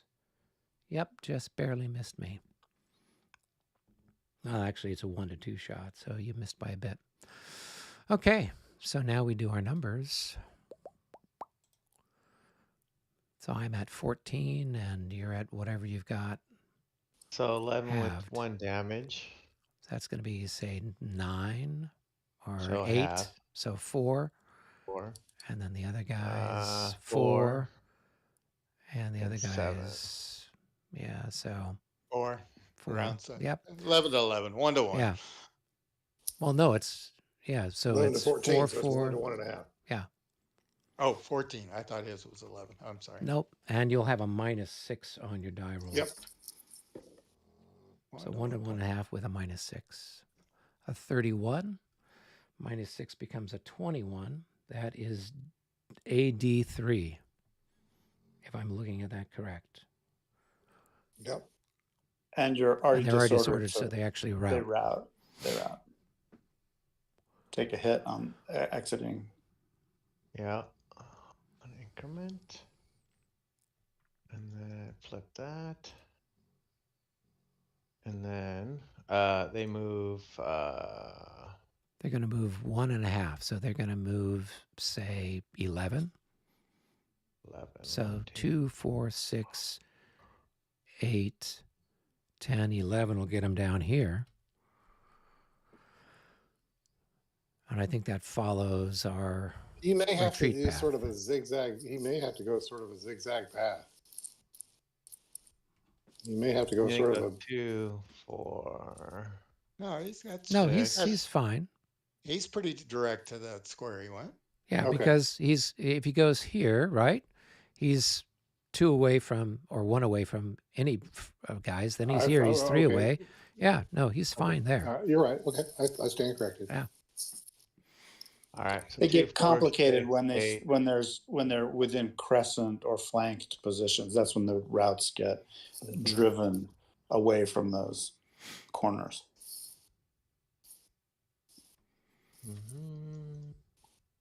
Now, does Gerard have to go with them, even though I moved him there after, so he wasn't part of the assault? If he was If he he's- in the hex when the assault happened? No, I moved him there after all movement. Oh, I think it's up to you. You can go or not go. Up to you. Yeah, I prefer not to go, just in general, because Eric kills me. Again, I've learned lessons. All right. Are you doing an assault? Yes. Okay. All right. So once again, roll with a -9. So the top unit -9. That's going to be what? 25, 22. 22. What are they worth? And the bottom unit's got worse morale, but 15. Oh, they're 15 good. and 16. Yeah, but the guy's half dead. I don't know if that Oh, counts. he's got 2, so it's an additional minus. Oh, it's the other guy that's got the wounds. I'm sorry, it's the guy on the bottom of the stack. Yeah, so if the guy on top passes, then the guy on the bottom automatically passes, right? No, you have to compare his morale with a +3 modifier. Okay, so then that's going to be a -12. So that's going to be 15 for the guy on the bottom. And he has that, but he has that additional minus. Right, so he's For got a being minus, right, he's got a -6 for being halved. He's got a -9 for the thing, right? Yeah. But then he's got a +3 because the guy on top passed. So it's just a net Yep. -12. So the Yep, question is, what is his morale? You know, Morale's 16, isn't 16. So Yeah, he's going to 16. disorder. So I don't know how that affects. Then the whole hex is disordered. Probably. This seems weird. I think you'd have now a stacking violation, and the disordered unit would probably have to vacate the hex to get. Well, but in it's an compliance? assault. It's an assault. So you don't. Maybe they just go ahead with 1 disorder and 1 in good order. Yeah. That's fine with me. Yeah, I mean, he's still halved, right? Yeah. So he's actually quartered since he's half dead. All right. And then I make my check and I pass. Let me roll and see if there's a modifier. Nope, no modifier to it. You're doing great there, man. Yep. So now I guess it's going to be a 4-1 because I got 30 to 7. 7. Yep. So that's going to be a 4-1 shot. A 22. Okay, the bottom one is not disordered. 16.4, rolling to close. When rolling to close, a top infantry unit in the stack must pass a morale check. Consult the roll to close modifiers. If the top unit in the stack passes his morale check, then it and all other units in the stack automatically pass as well. And have Cool. their Oh, okay. That's kind of what I thought, That's cool. but Yeah. because that's that how it makes is in more like sense. 5th edition or whatnot. Okay. So at 4-1, that's a That's hit also on a them. good example of Regs 30 covering the situation explicitly. That's Okay. that's pretty cool. Yeah. So you got it hit on the top chap.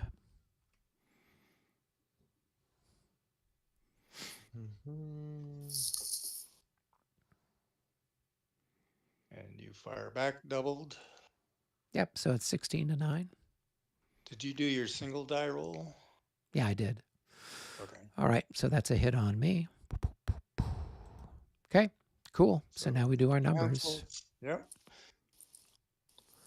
So I've got like 15. I'm 11 with a loss, And the other guy is 5.5. 1 to 1 So 5. yeah, it's 1 to 1.5 again. No pluses, no minuses because we both took hits on each other. So roll your dice. Another 61. That's a good roll. So that is a D1. All right.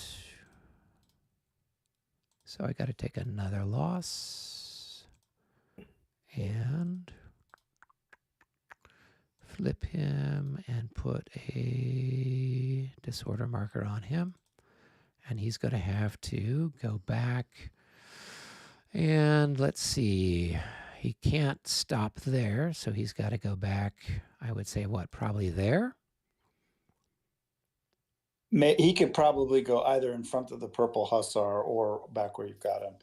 Maybe up to you. Yeah. Okay, yeah, we'll put him there.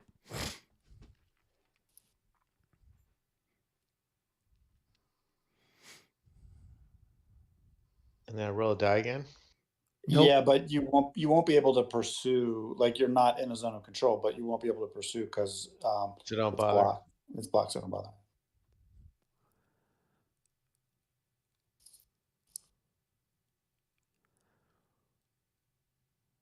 Okay. Cool. All right, and that, as they say, is our excitement. Does the Cav have to make a morale check? Nope, because it's skirmishers. Skirmishers? Oh, okay. If they were routed, if these guys were routed instead of disordered, they'd have to make a morale check. But disorder units moving through good order units does not cause a morale check.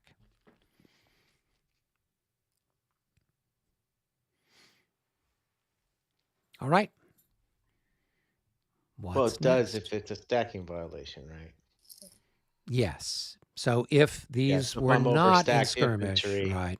Yeah. Yeah. yeah, yeah. Well, even then, if it says overstacking just causes displacement, right? Stacking violations. So if I go over an infantry unit of 18 with a disordered unit brings me to 24, it does nothing. So I thought I still had to make a roll. So it and says then stacking displays. violations result chart. I don't know. It says good order with Okay. good order Well, or the disorder with second roll disorder is, says displace, well, right? the second one down says good order and disorder, which is what this is. Yeah. And there's displace 1, 2. When the stacking violation, and if you look under 1, when a stacking violation occurs due to involuntary movement, all the units in the hex take a morale check with applicable modifiers and consult this chart. If the hex still violates stacking rules, displace. So they do take a morale check. Oh, okay. Cool. Let's go ahead and roll for them. And they pass. Well, both units have to take. All right. Then we'll roll now for the infantry. What is this? Both And they units? pass. Although you roll once for the whole hex, I thought. So in either Yeah, case, You they roll pass. once. Yeah. Yeah. Well, it says all units in the hex take a morale check. To me, Right, that's but you each roll one. once. But you just roll once. Well, to me, that just tells, or that's it. Okay. Yeah. So it's fine. They passed. All right. Even with both rolls. You want me to roll the third time? Fourth time? Yeah, go ahead. Roll some more. It's a new year. He's being Exactly. generous. Exactly. Roll away. All right. Anything else exciting? Well, now let me ask you with the first one then. Now, if it's -3, which one was on top? Units that enter a hex go into the bottom of a hex. Okay. Where's that? I don't know. That's by movement.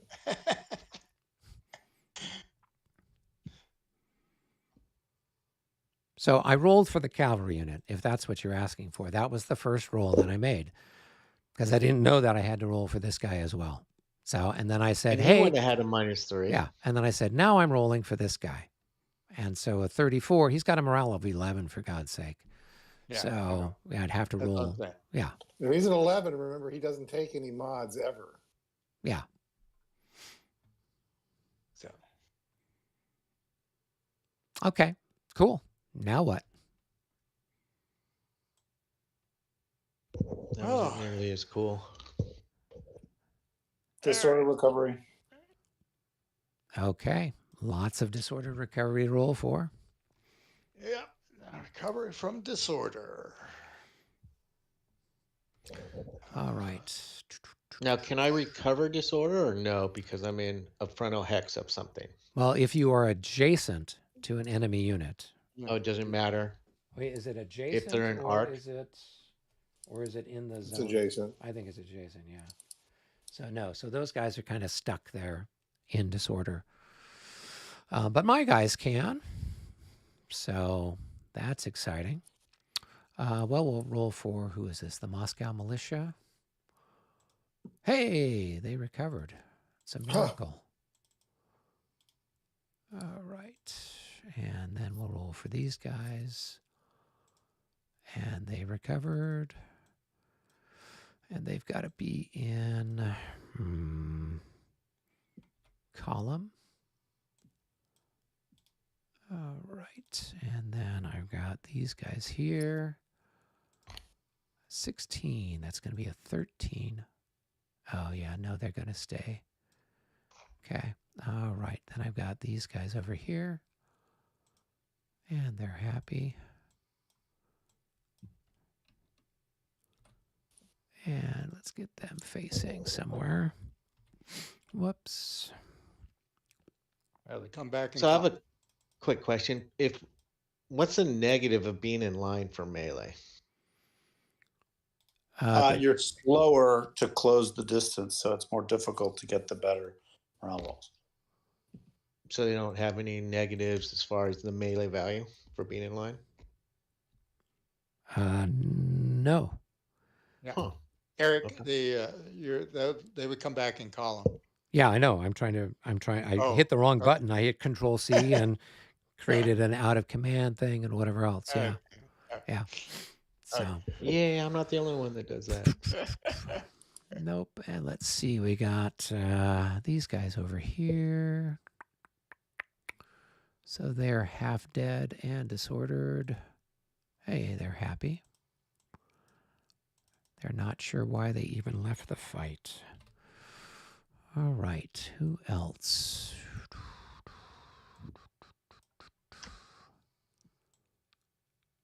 All right. I think that is it for me. Does your leader go back Which leader? after the melee? He's like, okay, I'm out of here. No, he's still there in that hex. He's just stuck there. Well, Okay. he'll move during the leader phase of the Right. Of the next turn. It should allow you to teleport back, but that's fine. Oh yeah, I mean he was able to fly over there. Can he just fly back? Yeah, I mean, come on. Yeah. Rick, you came within one die roll of killing him. You got a 65 in there somewhere. I never kill Eric's leaders. Well, that's true. Now, and what we need to do is, if you're going to Consim, we need to play Mont Saint Jean and just have you play the allies this time, and you get to have fun sniping people with your Baker rifles. No, we need to just be abusive, and you and I play on the same team. Okay, that sounds like a deal. Yeah. Except the problem is, we'll probably. Is there an option for Eric's cavalry that is in this hex to move because the disordered guy is moved adjacent to him? Possibly. I don't know. I mean, isn't the reaction move something that's happening in the movement phase? I mean, I don't understand. Well, I mean, at that point, you can say, "Can he opportunity charge?" Because it's he can't movement. because he's in skirmish. He can't do that. I'm just having a conversation. Yeah, if he wasn't in skirmish, he theoretically could continue a reaction move if he wanted. I think yeah, he would be able to opportunity charge, so he should get a reaction move if he wants it. All right, so I could move him somewhere, I guess. Exciting. If you didn't want him there. I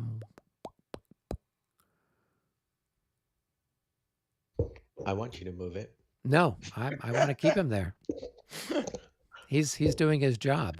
He's making me pay 4 movement points. Okay. Oh, that's fine. I was just making sure that there maybe wasn't something you wanted to do there, but that's cool. Nope.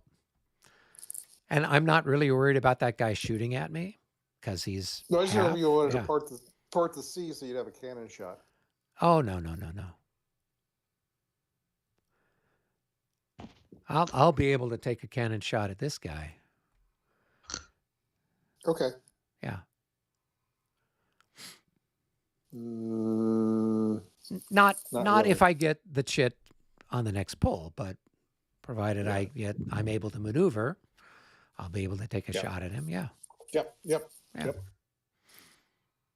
So, okay. Is there any other recovery stuff? I guess we'd have to. We've got what's Pete, next Robert? after. Robert, Yeah, I did have you- I have a did you- disordered unit to roll for. Yeah. I have a route guy eventually to roll. Yeah, me So too. he's good. Yeah. Okay.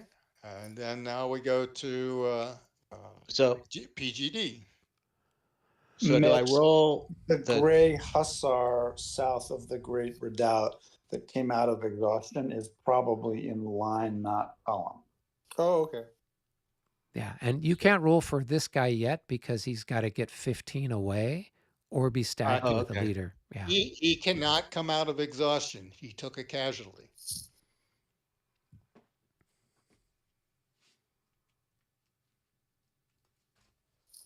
So he That's is. in Premiere that would block exhaustion, but how about in this one? I believe it does in here too.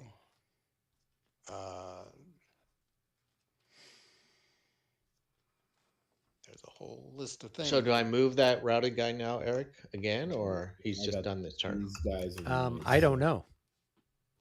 No. Checks. So I would ask Brennan since he's the expert on it.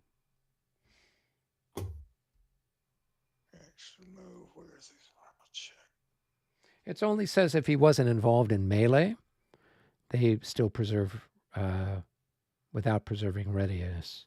So there's nothing about them taking a hit. That is a rule in Premiere, though. I So thought if it was- moved there's no the more than whole- half, it didn't charge, didn't retreat before assault, or charge and expend more than half its movements. Yeah, Did page not reaction move. 49. There's a list of. Yeah.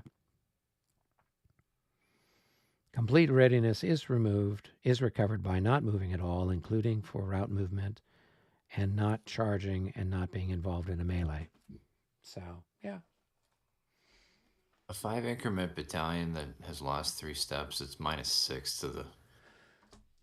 Or is it? If it's Yeah. half dead, it's and it's only it's minus infantry, right? Is it only infantry that has the -6? Only infantry doesn't affect artillery or cavalry. It's just -6 though, right? Well, And then are -6 you, like, for being routed or half disordered? dead, and then -6 for routed. being routed. So minus like this 12. guy's got a -12, and this guy's got a -6. Do those minuses also affect elite troops? No. Okay. But to be elite, you've got to have a morale of 13 or less, right? Yes. Yeah. Okay, you can brag that you got that stuff. That's fine. No. I'm not. Cool. I'm not bragging. The French, I think, have got more than that, more than we do. Yeah, I've heard of that. Haven't seen it. Ask Brennan, so- Eugene. He's got the Italian Guard over there. I'm sure those guys are all elite. Hey, and you've got some of the Spanish Guard. What are you talking about? And you have the Moscow militia elite troops. So Oh my gosh, I'm catching flack in the chat. Grim Harbinger says, "You don't know that? You're meant to know everything." Ah. Okay, so when it comes to regs, I don't know anything at all. I just rely on somebody else to answer it. I don't have brain capacity. Brennan. So my guys that just routed from the assault, Yeah, they can't roll. Do they move again, or have they moved for this turn? they move again. Okay, so I now move them again. Okay, thank you. That It's 8 points. route away from the action followed by a route in the route phase, that's actually their main way of getting separation from the threat. And it's So 8 they got plus, let's 11. say? 11? So basically 1.5. 1.5. Okay. Yeah. 1.5. Okay. Yeah. Thank you.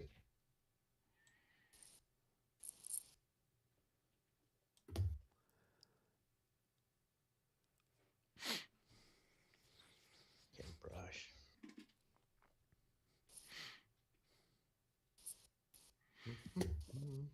Cool. Cool. What next? Anybody else have routes? One little quick tactical note, Rick, you asked about assaulting in line. Uh-huh. So the negative aspects are that because it costs you more to move, you usually have to start your assault run from closer up. Right. So that's a negative aspect. A positive aspect of it is when you reach the assault in line, your firepower is doubled. And so yeah, that's what I was trying to size. Like, since I was assaulting from 2 hexes away, I'm like, should I have just stayed in line instead of going to column? possibly. And firepower. then the place where it really makes a difference is when you have elite troops like 11, 12, 13 morale or automatic for La Garde, then those guys are very, very effective to assault in line because they've got really good morale and they don't get the minuses. And then you're getting the high firepower as well. And do they also not have the movement thing as well in line? The old guard doesn't. They pay every other like cavalry, like multi-X cavalry instead of. So like in Regs 30, the maximum power old guard charge is a 2 hex line.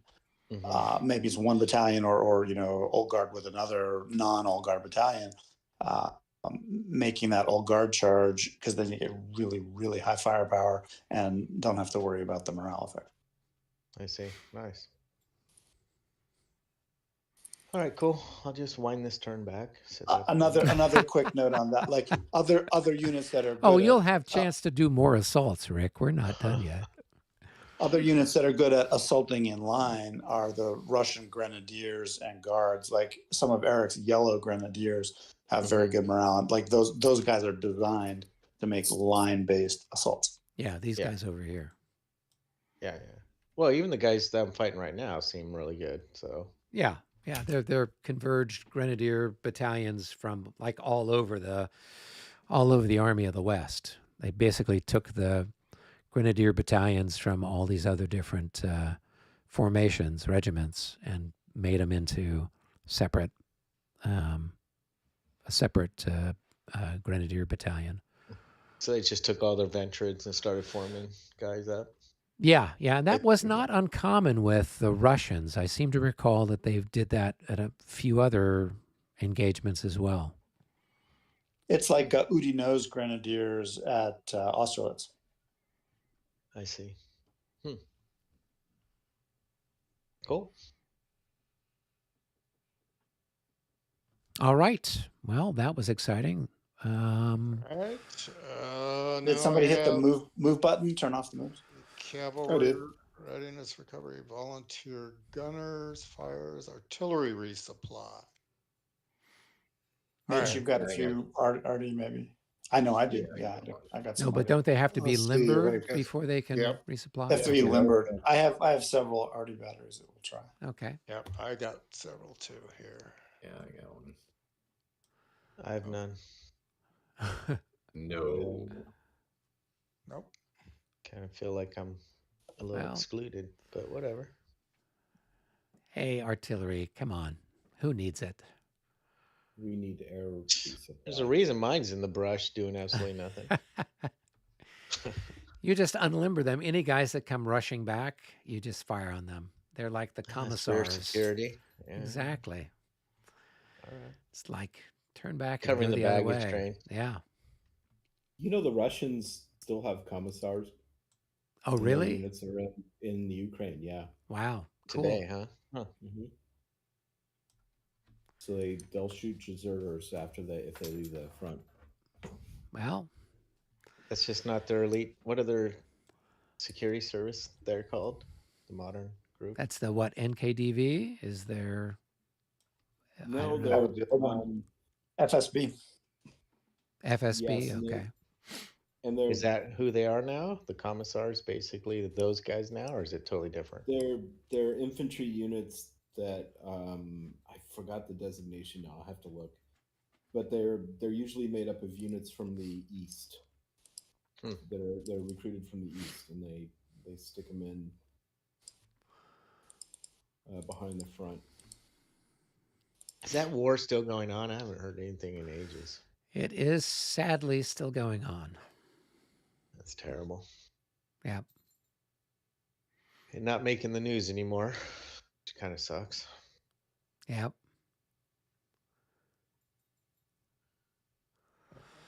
All right. There's more important news, like Trump wanting to buy Greenland. or drones flying over New Jersey Yeah. until that's supplanted in the news by a Tesla blowing up in Las Vegas. So He wants to make Canada 51st state. He wants Panama back. Boy, he's just, he's a land grabber, He there likes you go. that real estate. Yeah. There you go. That real estate. Yep. That works. And he wants I want Greenland. Canada back. Shut up. That's so stupid. That's so dumb. Oh my god, that guy kills me. All right, what are we doing? I guess Well, it's the end of the turn. Did we advance the clock? Turn. So now it's the 11:20 turn. Did Michael roll for these PGD units back here? Yeah. Yeah, I just rolled for this guy. Is the other guy 15 away, or does he need to keep moving? I believe he's 15 away, but that's a good question. Let me just double check because Mitch did advance. So 3, 6, 9, 12, 15. Yep, he's good. So both of them. No, wait. I think this is the closest guy. 9, 12, 15. So he's got to move back. Got to move one more. I think it's 14 is the limit, and at 15 you can start rallying. Well, he was at I would 14. agree. Okay. All right. There's a French battalion over here. I think it's one of Robert's. Is this guy? Did he try to rally? If he didn't, what's his distance from Cossacks or anything? Oh yeah, he failed. So he's actually about 13 hexes away, so he should route some farther. Let's see. You have to have a leader in order to rally from PGD. No, he went. as long as you're at the distance, you don't need a leader. If you're closer than 15, if you have a leader, you can roll. 16. Otherwise, you just got to go till you're 15 away. Right. Let me- Speaking let of me which, look David, over you've here. got this guy with Godot and that cavalry that's Oh, routed. okay. They should be instantaneously automatic. recovered. Yeah. Do you still have to go to cover when you get to 15? Yes. Yeah. Yeah. But you can start rolling then. Right. Yeah, so you roll even though you're in clear, and then you move to cover and roll again the next turn if you fail. Yep. Okay.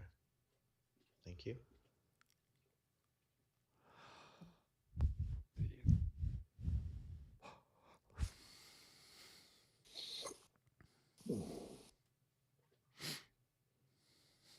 So we looking to place our Yep. It would be time for us to do Counters our first? maneuver units and all that jazz.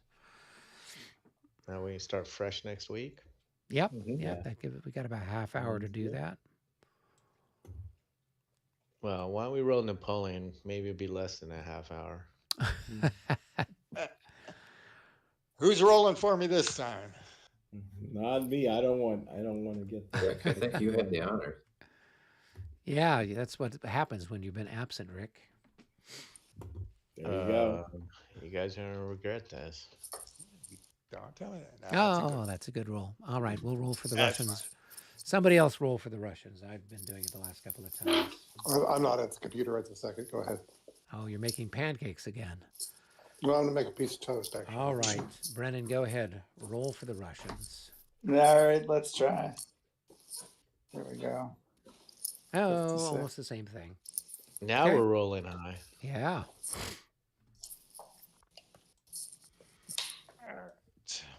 Cool. All right. Cool. Down to headquarters, I guess, and we'll see what we can do here. All right. So, Mitch, we're going down to Coalition HQ. Join us when you're done with your toast. All right. Bravo, Grenadiers. Yeah. I was hoping that I could forestall him a little bit, but as it is right now, he's going to have a little bit of a challenge getting around. We'll see what we can do to make his life difficult. You may PGD some more of that. It's interesting because he moved up on the assault phase. You didn't get to shoot at him as much as if he moved up during the movement phase. Yeah. Well, That's an interesting dynamic.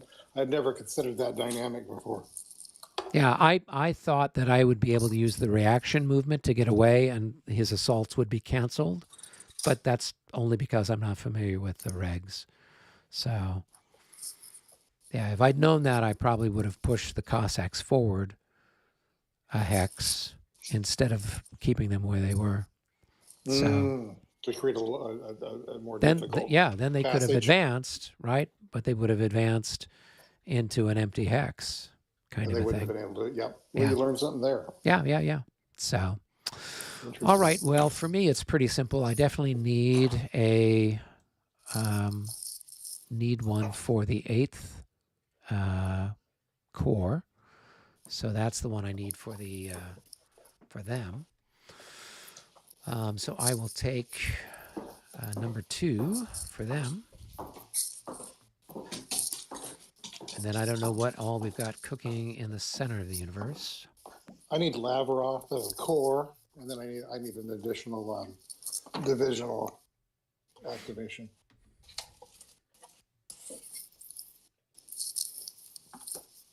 So, All Mitch, right. those are your typical 2 chits. Yep. Eric, if you have one that's loose and going begging, I could put it to use.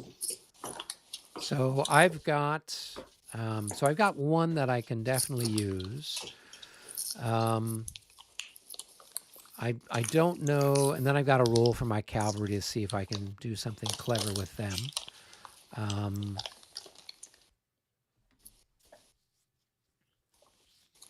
So Like if you need both of your chits, obviously one's the 8th Corps. If you need the other one, you should use it. But if you don't definitely need it, then I could put it to use to add cavalry to my force on the wing. okay.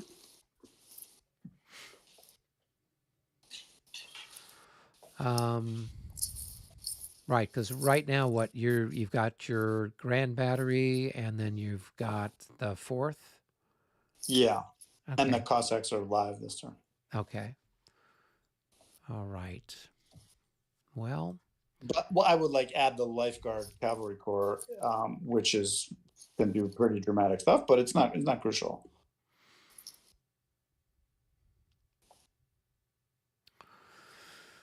well, let's see. It depends on. I mean, he's going to have a bunch of cavalry active, I'm sure, in the center. Fortunately, right now, everything's kind of in a good spot for covering for. I gotta my big guns are down to their last shot. So I got to figure out how to extricate them and cover them. Are they 8th Corps, so their movement is coming from 8th? Yes.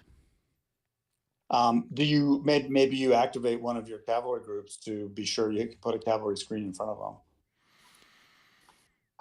Also, by the way, you actually probably want to wait. Like maybe they'll prolong backward, but they want to use up their fire not during the artillery chit, but during the tail end of the turn, so that then they can limber up next turn and roll out. Right. Because you definitely want to zero down your ammo so that you can rebuild it after you limber. Right. But you don't want to zero out your ammo mid turn because then you could get charged. Right. Right. Okay. Well, I do have Sievers. And who is within range of him? Those guys are still out of command. Those guys are still out of command. So I've only got the 2 dragoons, or I've got all of my cuirassiers. Duca's cuirassiers are the only sort of cavalry that I could activate. So what you're saying is put the cavalry out there and then have the guns kind of fire through the gaps between the cavalry? Mitch has done cavalry cover of his artillery retiring twice. Okay. The way he did it was you leave the fire zone open until the last turn, until you use up your ammo. So you're actually going to be rolling them out, not this turn, but next turn. Okay. And then what Mitch has typically done is he's had at least one cavalry group active somewhere in the area. Right. On the turn when they're rolling out, really just in case. And typically what they've done is move a couple of hexes forward or just make sure they're really covering it with cross-charging zones. Not a lot of detail necessary, but having them live on the turn when you're rolling out has been helpful. So wait another turn? I mean, yeah, because you just stand there for now, maybe prolong backwards. Right. Don't fire in the artillery chit. Okay. And then next turn you'll limber and leave. Okay. As opposed to if the artillery chit comes up earlier, you could, then I could fire, and then I assign could the artillery to the extent you can to a different leader or whatever.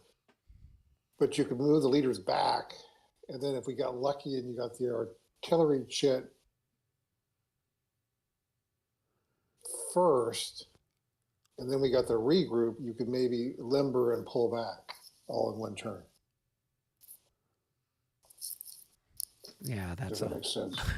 Eric, the reason for generally not gambling that the artillery chit's going to come up early is then you're gambling a command point, which is a big gamble for the Russians, on the order of the chits, which sometimes you want to do, but by and large, you're trying to avoid those situations. By and large, you want to do what's definite and move to what's in a sequence that's going to be definite. so. There might be an opportunity if we got lucky that you might be able to do it all in one turn if the artillery chit and the regroup chit come in the right order. Right, but gambling on luck in that case. I'm not saying gambling. I'm just saying that if the artillery chit comes out first, you just have this opportunity. Right. But like you generally wouldn't take that calculated risk as the Russians, unless there were a whole lot of heavy direct French pressure and you needed to. Generally, you're better letting the turn flow, taking the artillery shot, zeroing out the ammo, and then next turn limbering and leaving. Okay. And then next turn have the cavalry move out. But then am I not risking not getting the cavalry drawn at the right time? Next turn the cavalry doesn't move out, it just gets activated so it's there in case you need it. Okay. So what happens if they get to do a cavalry charge first, Y- and my yeah, guns your are at cavalry 0. already well positioned to prevent that. Okay. And you can kedge around a little bit this turn or whatever. So like that's the calculated risk, is that next turn plus some kedging element this turn, you'll be able to position your cav well enough to be fairly confident of coverage. Okay.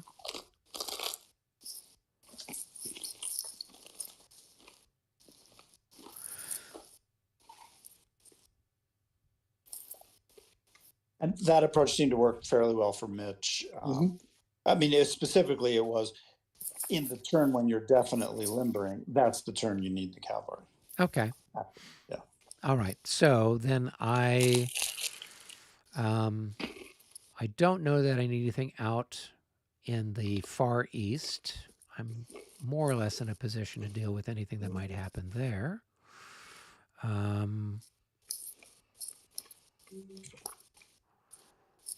Let's see.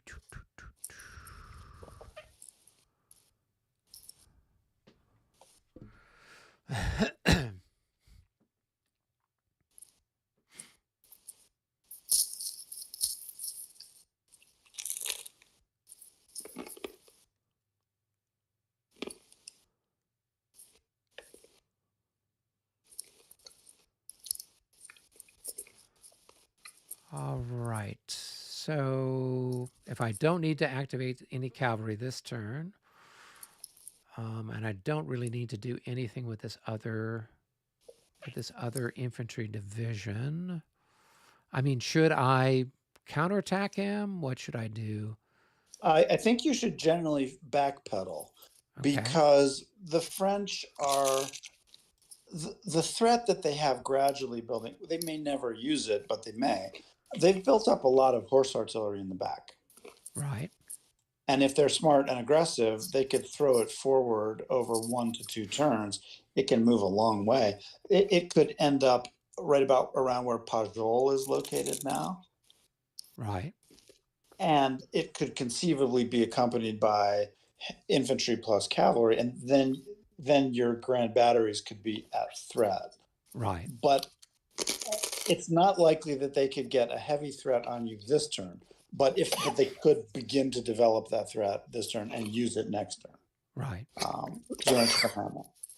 And the reason for backpedaling is Kutayzov's battery needs to finish shooting and then run away back towards the towards one of the roads to reload. Right. And another reason is that the French Grand Battery has faded back.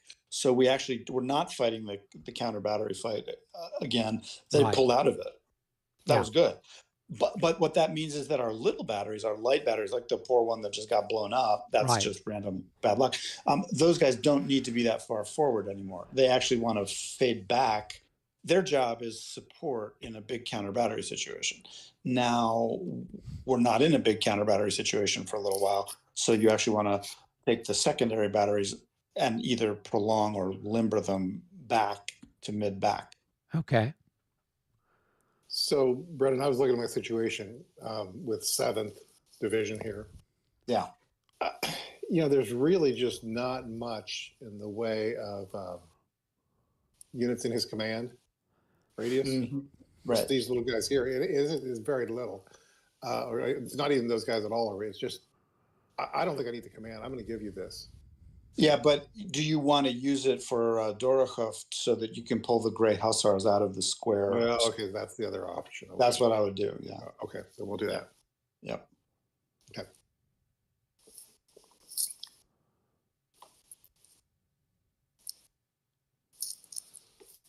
Then I've got 6 and 3 on the board.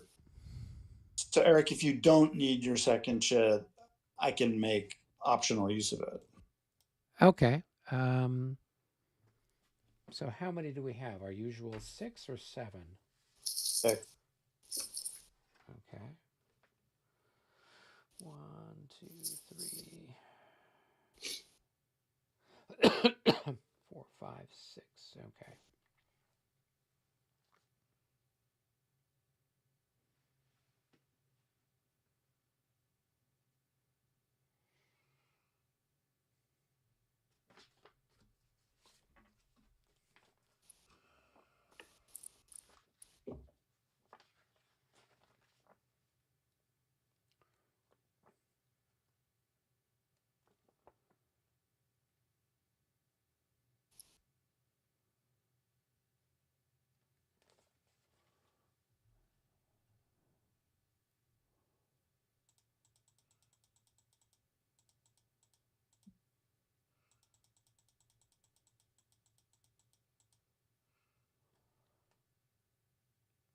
We could also assign that shit, and then you could think it over and change it next week, you know, before we Okay. get started.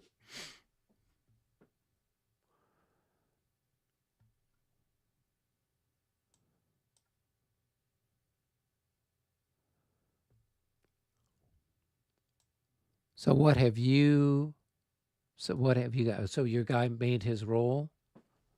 This light cavalry? Floptails made the roll, yeah. No, it looks like I'm asking Mitch. Oh, Mitch. Borosden? No, that's a command point. We spent that. So what's this then? That's the one for Lavrov? Lavrov. Yeah. And then what's this one over here? Oh, that's inadvertent. Oh, okay. I'll put it over here. All right. So I've got 2 light cav I can roll for.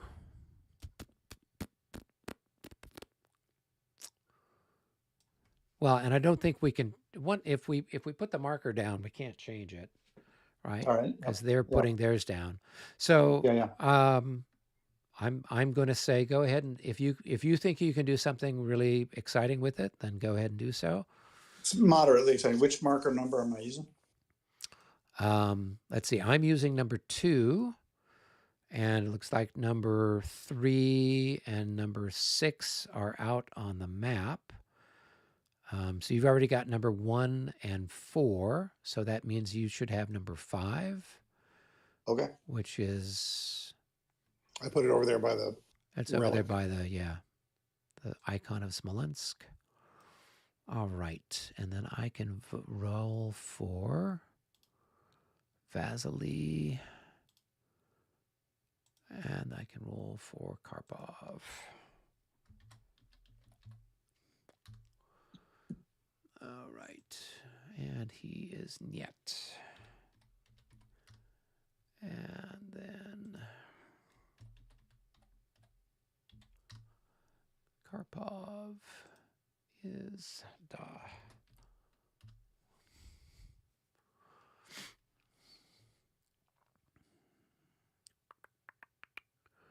All right. And then I will take, what have you got? Are you using 14 out for? No, okay. 15. Okay, I'll take 14 then for Karpov.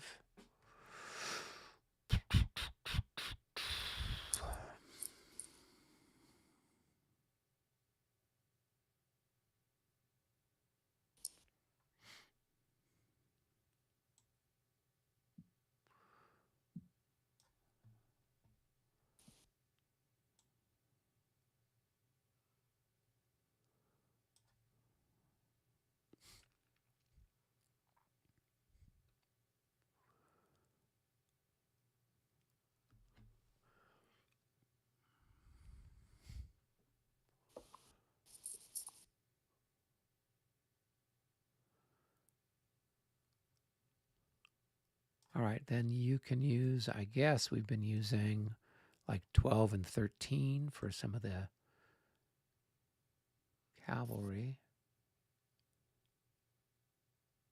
So here's 12. I just dropped 12 over there on your side of the map.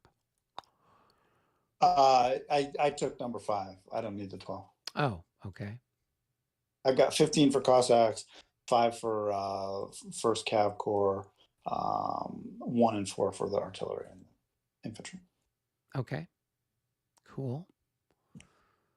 Like what that's going to do is it's going to open up the option to try some cav charges. Some of his artillery is running low on ammo. It's running low on escorts, and their whole position is starting to kind of decay. Right. So looking for some possible surprise sweeps is fun. And if there aren't any surprises, then we'll just make a mid position so that in the next coming turns, they'll be useful. Although we'll creep a little closer yet. A good example of groups that we could try some cav surprises on are, if you look into the brush, there's a bunch of French light cavalry that's kind of getting strung out too far forward, and we could charge them from the rear into the brush, right? Or press them back with the infantry against the light cav, that kind of thing.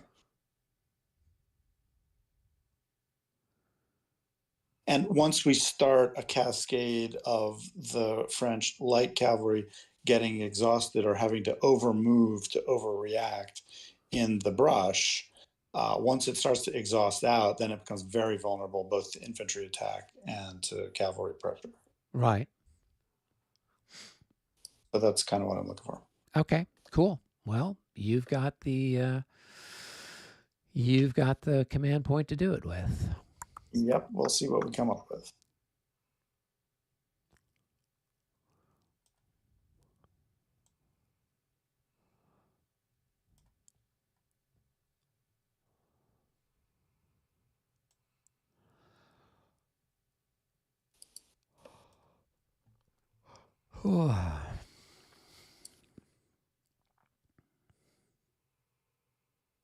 Last turn, the French allocated 3 command points to their 13th and 14th Infantry Divisions, and also to Saint-Alphonse light heavy cap. And Right.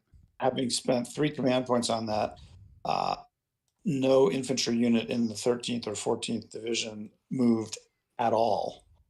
And the Saint-Alphonse Cuirassier Division launched 1 charge. So they spent 3 command points for no movement and 1 charge. That's good. Wow. That type of stuff could be causing more trouble in a more active zone. Yes, indeed. So as long as they're out here, we're inflicting casualties, but we're also creating quite a command drain and an effectiveness drain. Like if they're spending the command points and not even doing anything with them, that's Right. a big action win for us.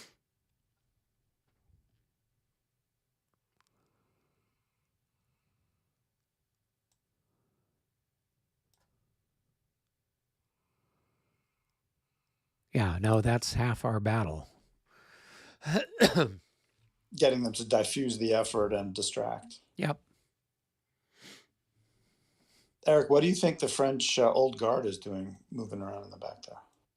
I was under the impression that they're trying to cover their bases. Right?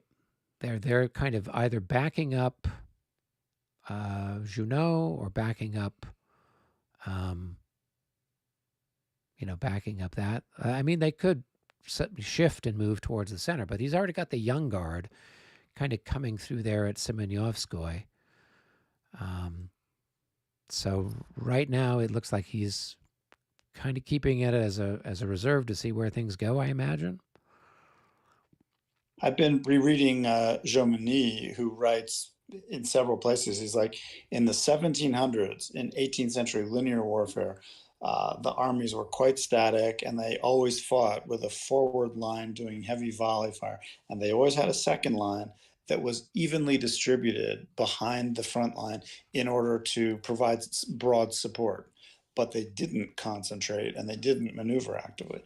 He said, but when I was working with Napoleon, he was always looking not to do uniform distribution. He was always looking to say, where can I concentrate heavily? So it has an 18th century feel to it, how they're playing.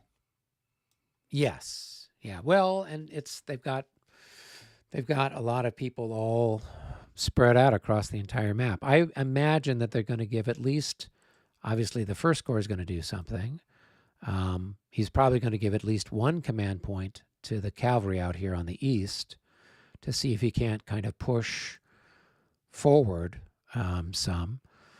And I'm just going to try to keep my Cossacks there being as troublesome as humanly possible for as long as humanly possible. I don't know. I don't suppose you have the command point to do this, but to the extent that you had the ability to move like some of your line forward up against these disordered troops, yeah, or this big stack here, you get some massive DRMs on it, hitting that stack in line. Oh yeah, well it's in column, right? So he's a big massive, even better. You get the massive. Well, either way, it's going to be a defensive column, but yeah, so it's going to have a defensive 7. And if you hit it with, if you were somehow to hit it with 2, 4. Gosh, that's a massive attack. You could maybe Yeah. get half a dozen losses, pretty easy, and maybe PGD that whole stack. Well, I don't know that you can PGD it, can you? You can only Well, I'm just disorder saying it, yeah. if you disorder it and then now it's stuck and then you hit it again, Yeah. Hit it with, The that's cool, but it's a little ambitious because that big column is a little bit deep out in front of the Russian position, and you would have to advance a couple of battalions into the enemy in a salient. It's doable, but is it the time? The thing that's definitely possible, if you look, the French attacks, the assaults, they push their way in partially, and now they're sitting in disorder at the joints. And depending on the chit sequence, if you could fill up, like move the cav skirmishers away and fill that up with reserve grenadier battalions coming in, you can get wicked fire on those preliminary penetrations. Yeah. And you will route them. And that's actually probably the game you want to play. What the Russians want to do is the firepower game over the long term. You want to invite the French in, have them make a few of those assaults, let them gain a hex or two, and then whoever got in there, surround that penetration with firepower. Yeah. In particular, grenadier firepower.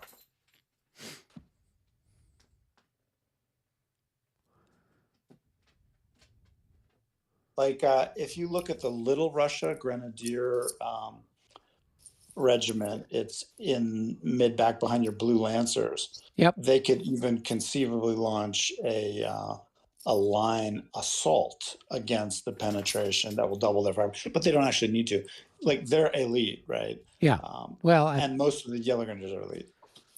But you could fill in with are you talking about these guys or these guys? No, the second group. Yeah, these guys up here. Yeah. They are, yeah, they're part of that corps, so they could move if I wanted them to. But it turns out you already have a very nice local reserve of 2 grenadier battalions. That's the seal the breach group. Yep. Kind of plug the gap. A perfect example of why those local reserves are so key. Yep. That's why we read about them and then we get to play them. So, all right. Yeah, no, and I've got everybody's, for the most part, in command except for these guys that are out on the fringes, because now they're isolated, the ones that are out here by the swamp. But he's only got one guy that can attack him. What on earth are they talking about? Lancers into the brush for? Who?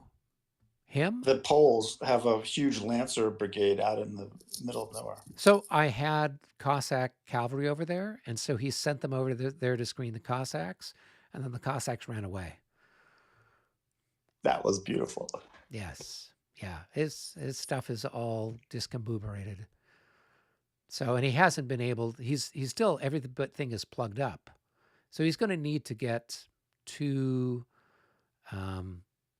I'm pretty sure he's going to need to use, 2 chits, or take him 2 turns just to get past the plug that I've made with those Cossacks in the brush. Because he hasn't been able to disorder them. He's been shooting at them with guns, and they're just there, and they basically block, they block that 1 hex on the road. And so as long as they're there, he's kind of stuck. The strong solution for that when you're playing the French is you make sure that if you're going that way, you bring a lot of horse artillery and some really good artillery leaders, and you let whoever's blocking the gap, you let them have it and clear it out with heavy artillery. Yeah. No, and that's fine. He's welcome to do it if he is able to get stuff up there. But right now, he's got his artillery kind of spread higgledy-piggledy, and he's got all the cavalry kind of bunched up there. So it's going to take him a while to try to get everything sorted out and where it needs to be. Yeah, you would have to go in there with an intentional plan made before the game that we're sending, X batteries of horse artillery enough so that when they get there, they're going to intentionally make a difference. What's happening now is they've marched them all over in the general area, and now they're trying to figure out how to deploy them to fight. And they can't quite figure it out. Yeah. With all those Polish guns, they should have a pretty good punch through there if they organize it. If they organize it, but it takes 5 or 7 playthroughs to really understand how to fight on this battlefield. What you want to try to do is develop methods of how does a corps fight in any situation, and usually the answer is you always concentrate all the artillery of the corps into a central battery with the best artillery leader. Then it means something. Rather than just being, well, they'll kind of march out that way, and when they get there, they'll figure out what they're going to do. Yes, you can do that, but it doesn't pack a punch then.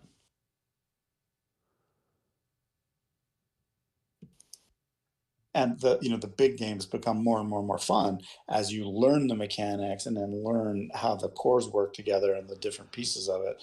The Cav brigade, the 2 infantry, 3 infantry divisions, and the artillery. How do those things interact together to make the corps a powerful fighting unit? And then how do you get 2 or even better 3 corps to really go aggressively at whichever place you've chosen as the Schwerpunkt where the fight's really intentionally going to happen? That's when it gets really, really fun. Man, I can just see them blowing a path through us. Yep. And then doing what you're doing on that wing over there. To us. Right. Like a classic French approach that tends to work reasonably well is where Davout's coming, don't go there. You go west of that. You go through the Bagratian flèches, and then there's this odd part of dead ground. It's very subtle, but it's at the tail end of the Semyonovsky ravine. That ravine is a one-sided ravine, not a two-sided ravine. And because it's a one-sided ravine, there's actually a dead ground depression where the French can get in and be safe. And so they're safe from artillery. Like if it had a two-sided ravine, the artillery would fire over the ravine and then hit you. But you're below it because that stream bed is petering out low. So Kutaizov's battery doesn't have fire onto R2C forward to R27. That's actually dead ground. So could this guy here fire on these squares, you're saying? No. Okay, that's what I thought. I'm saying he can't. And in fact, Kutaisov can't fire if the French were pushing Davout not through the Broad. I think you were saying here is, for example, this hex. Let's see, units in this hex here are targetable. Units in these hexes are not. Are not, right, yeah. There's a little bit of a ridge here or a little bit of a knoll or whatever you call it. Yeah, you're right. So, so unless you're here on the edge of the ravine with your battery, I mean, if you're there, then you could fire. Yeah. No, you could if we had the battery set up here. Absolutely. Yeah. Yep. And if you went there, then Napoleon would chew that battery. Yeah. So that zone there is actually one of the more vulnerable spots for the French to push through. And then also, if you think about the brush where Davout's infantry is now, it's slow to wade through, but it's actually also very protective. It's very protective even of your artillery units because there's no ricochet in it. Yeah. So even like it does become visible right about where his blue 4.7s are or a little farther out, like Kutaizov could start to reach them, but he can't ricochet through them. So you can push a lot of units through there safely. Yeah. Like that's actually one of the real weak spots. And after they get through there, then they break hard right along the open road towards RUT, RMM, and they're trying to cut off the Yellow Corps and push it off the board to the east. Right. That's a French attack that works. Yeah, well, and half the time when people play this, they've got that corps down in Utitsa. And so it's easy to kind of bag them if you don't pull back. That's why there's no point in holding Utitsa, Urgan, or or that or Utitsa itself, because you can get hit from the side. And I think that's why he moved Davu through that way, because if I was going to stay there, those guys would get, there's just no way to defend that. So Yep. Yeah, it was quite defensible historically, but it's actually in game terms, it's untenable. There is an interesting general aspect of La Bataille as a simulation, which is that it's roughly 2x fuzzy. The resolution, it looks like it's a battalion game, but it's actually really more like a divisional brigade or divisional game in terms of the terrain, because like in the game, an aggressive attack can usually push through the first outpost position, which historically was a major center of fighting, and reach the second outpost, which was the main fighting line historically. It's almost impossible to stop those big attacks in the game. So they can get through 2 posts that historically were tenable. The first 2 posts in the game are actually usually untenable. right. And it's only the second to the third that are tenable. They are tenable usually for the same reasons that they were historically, which is you can get enough firepower accumulated. You can attrit the incoming attack and then use those places to stop the attack. But they're farther back than they were historically. And it's because the actual resolution of the simulation, in fact, it's about 2x fuzzier than the terrain.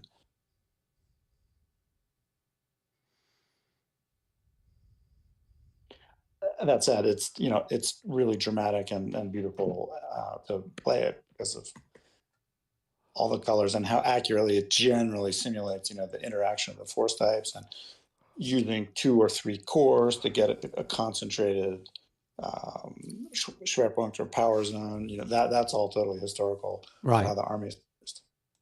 It's just over a little bit more ground than it took historically.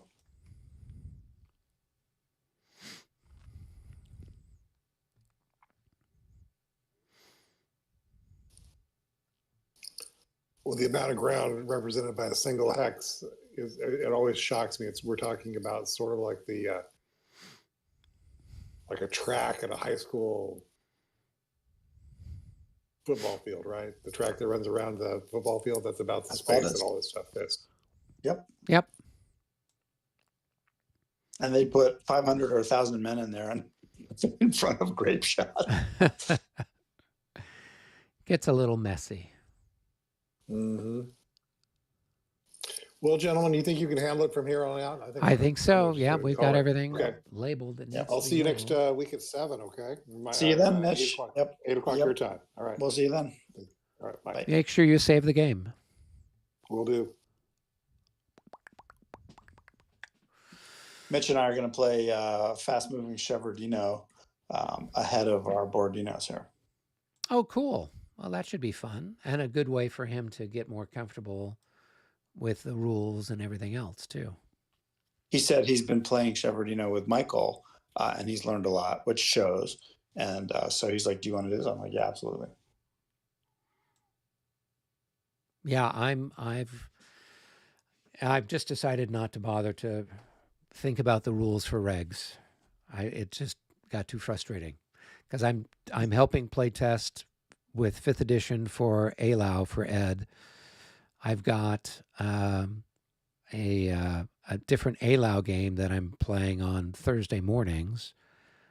Then I'm got this other game that's come that a publisher wants me to do a review for. So I've got another set of rules that I've got to read. I'm just like, oh my God. It's just like, no, it's too many. So do you find that multiple treatments of ALAU give you historical learning or insight into it? It is very interesting. I tried, so with the game that we're playing right now, the rules themselves, this is the one that Sound of Drums game published and came out earlier this year. It's really a very nice looking game, nice components. The original rules that came in the box were were wholly inadequate. They had not been well play tested from the looks of things, and so as a result, a lot of people were unhappy. They've subsequently put out a couple of revisions, which are better, and then they're going to have like a final revision. But basically, a lot of it looked like, well, did they really play test this? You know, because all kinds of questions came up as soon as you started to try to play it. And so I've tried doing things like with the checkerboard pattern and whatnot. The hexes are bigger, so they are maybe 200 yards instead of 100 yards. And so you can't quite get the same sort of checkerboard thing, but with the initial setup, I tried doing that with the Russians, and it kind of worked. But a lot of the stuff with the game itself is much more streamlined. So you don't really have disorder, you don't have rout. So if you fail, you know, you're attacked and you roll badly, you retreat. But then you can come back next turn, and the turns are an hour in length. But you can activate a formation up to 3 times during an hour. So you have a certain limited number of activations, and you've got, in most cases, more things you want to activate than activations available. But you could have a division activate, you know, and move, and then you can have them move and attack again and move and attack again. But each time you activate them, the number of movement points is reduced. And so what happens is, after a while, you know, unless you're like really close, you can't get, you know, to grips with it, with your opponent. So it's got some interesting ideas. I do kind of like it's taking me a little bit of time, and it's got a whole range of different order possibilities for each division.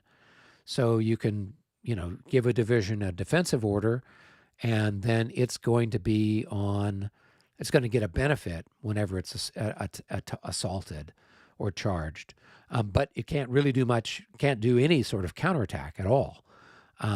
So, you know, you got to get them where you want them, and then just, you know, have them fight doggedly and hope that, you know, that benefit holds out. The only time you can really attack is if you've given them attack orders. And then each division, depending on what orders you gave it, burns up a certain amount of army command points. And so at some point in time, as the game progresses, if your army ever runs out of command points, that's it. You've lost the battle. Oh, like it's a total spend. Yeah. And so the idea is then you can't have everybody on the attack all the time, because that uses more command points than if they're on hold or on recovery or some other order options. And then if you have units that are eliminated, you lose a command point, or, you know, an army point.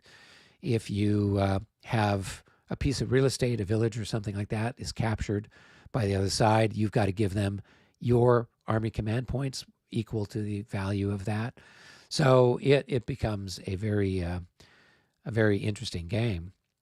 Yeah. With that sort of back and forth type of thing. So right now I'm just playing a basic scenario, the one where the French are trying to, you know, get in the night before the battle, trying to break into Eylau.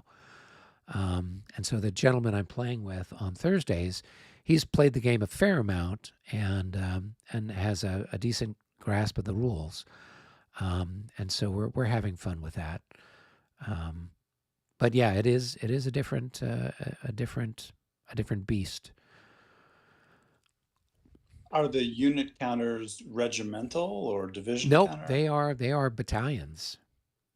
Yeah, so you've got batteries and you've got battalions, and then the cavalry are regiments. So it's not unlike La Bataille. So if you think about, you don't have any skirmish units. So you know, sometimes with the French, depending on which La Bataille version you've got a bunch of battalions that are all skirmishers. In this particular case, they kind of have them, or you've got grenadiers, Russian grenadiers. They've got them, but they're, instead of being, say, multiple battalions, now so say you have a Russian regiment that would normally be 3 battalions of 4 each. Well, now you'll have one counter that's 8 increments, and then one that's like the Grenadier Battalion, that's 4. And then similarly with the French, and they kind of have it that way. And you don't really have skirmishing. It's just the guys are, if they're close, they're firing. So it's really a lot of stuff with assaults. Is if you're really going to do anything, kind of push people around, it's with assaults. So that's kind of how that's working. What are the ranges of the artillery in hexes? So the heavy artillery's like a range of 9. And then I think the light artillery or horse artillery's got maybe a range of 5. And then the sort of French line artillery's maybe got a range of 7. So the heavies, I guess it's kind of, yeah. So, I mean, here they're a range of 12. So they're about, a little bit less. And I think that's because the scale is a little bit different. So, but yeah, it's a fun game. I've been having a good time with it. It's once again, it's just a matter of learning something different, and I'm trying to figure out how to. Let's see if the guys are back in the lobby. Hey, they're all back up in the lobby. All right. Yep. I kind of bring them up and Hi forward guys. them.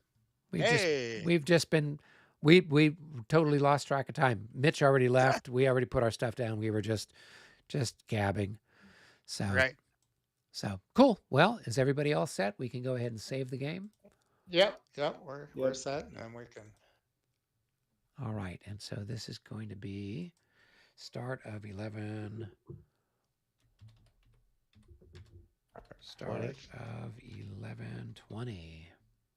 Our 32nd session. There we go. That's what we call an accomplishment. Yes. So interesting. Well, the action's definitely heating up and coming to closer grips now. Oh yes. So definitely. All right. All right. Well, cool. This was a good session. Rick, glad to have you back on board. Yeah, glad to be back. Cool. Sorry about last week. I was surprised. That's okay. Wasn't it your birthday, or was it at the week No, it was before? just New Year's. Yeah, it was the week before. It was my Okay. birthday. Yeah. Well, congratulations on turning 21 again. Thank you. Yeah. So glorious. Yeah. You're celebrating the which anniversary of your 21st birthday? That's always the question. So Exactly. Ooh.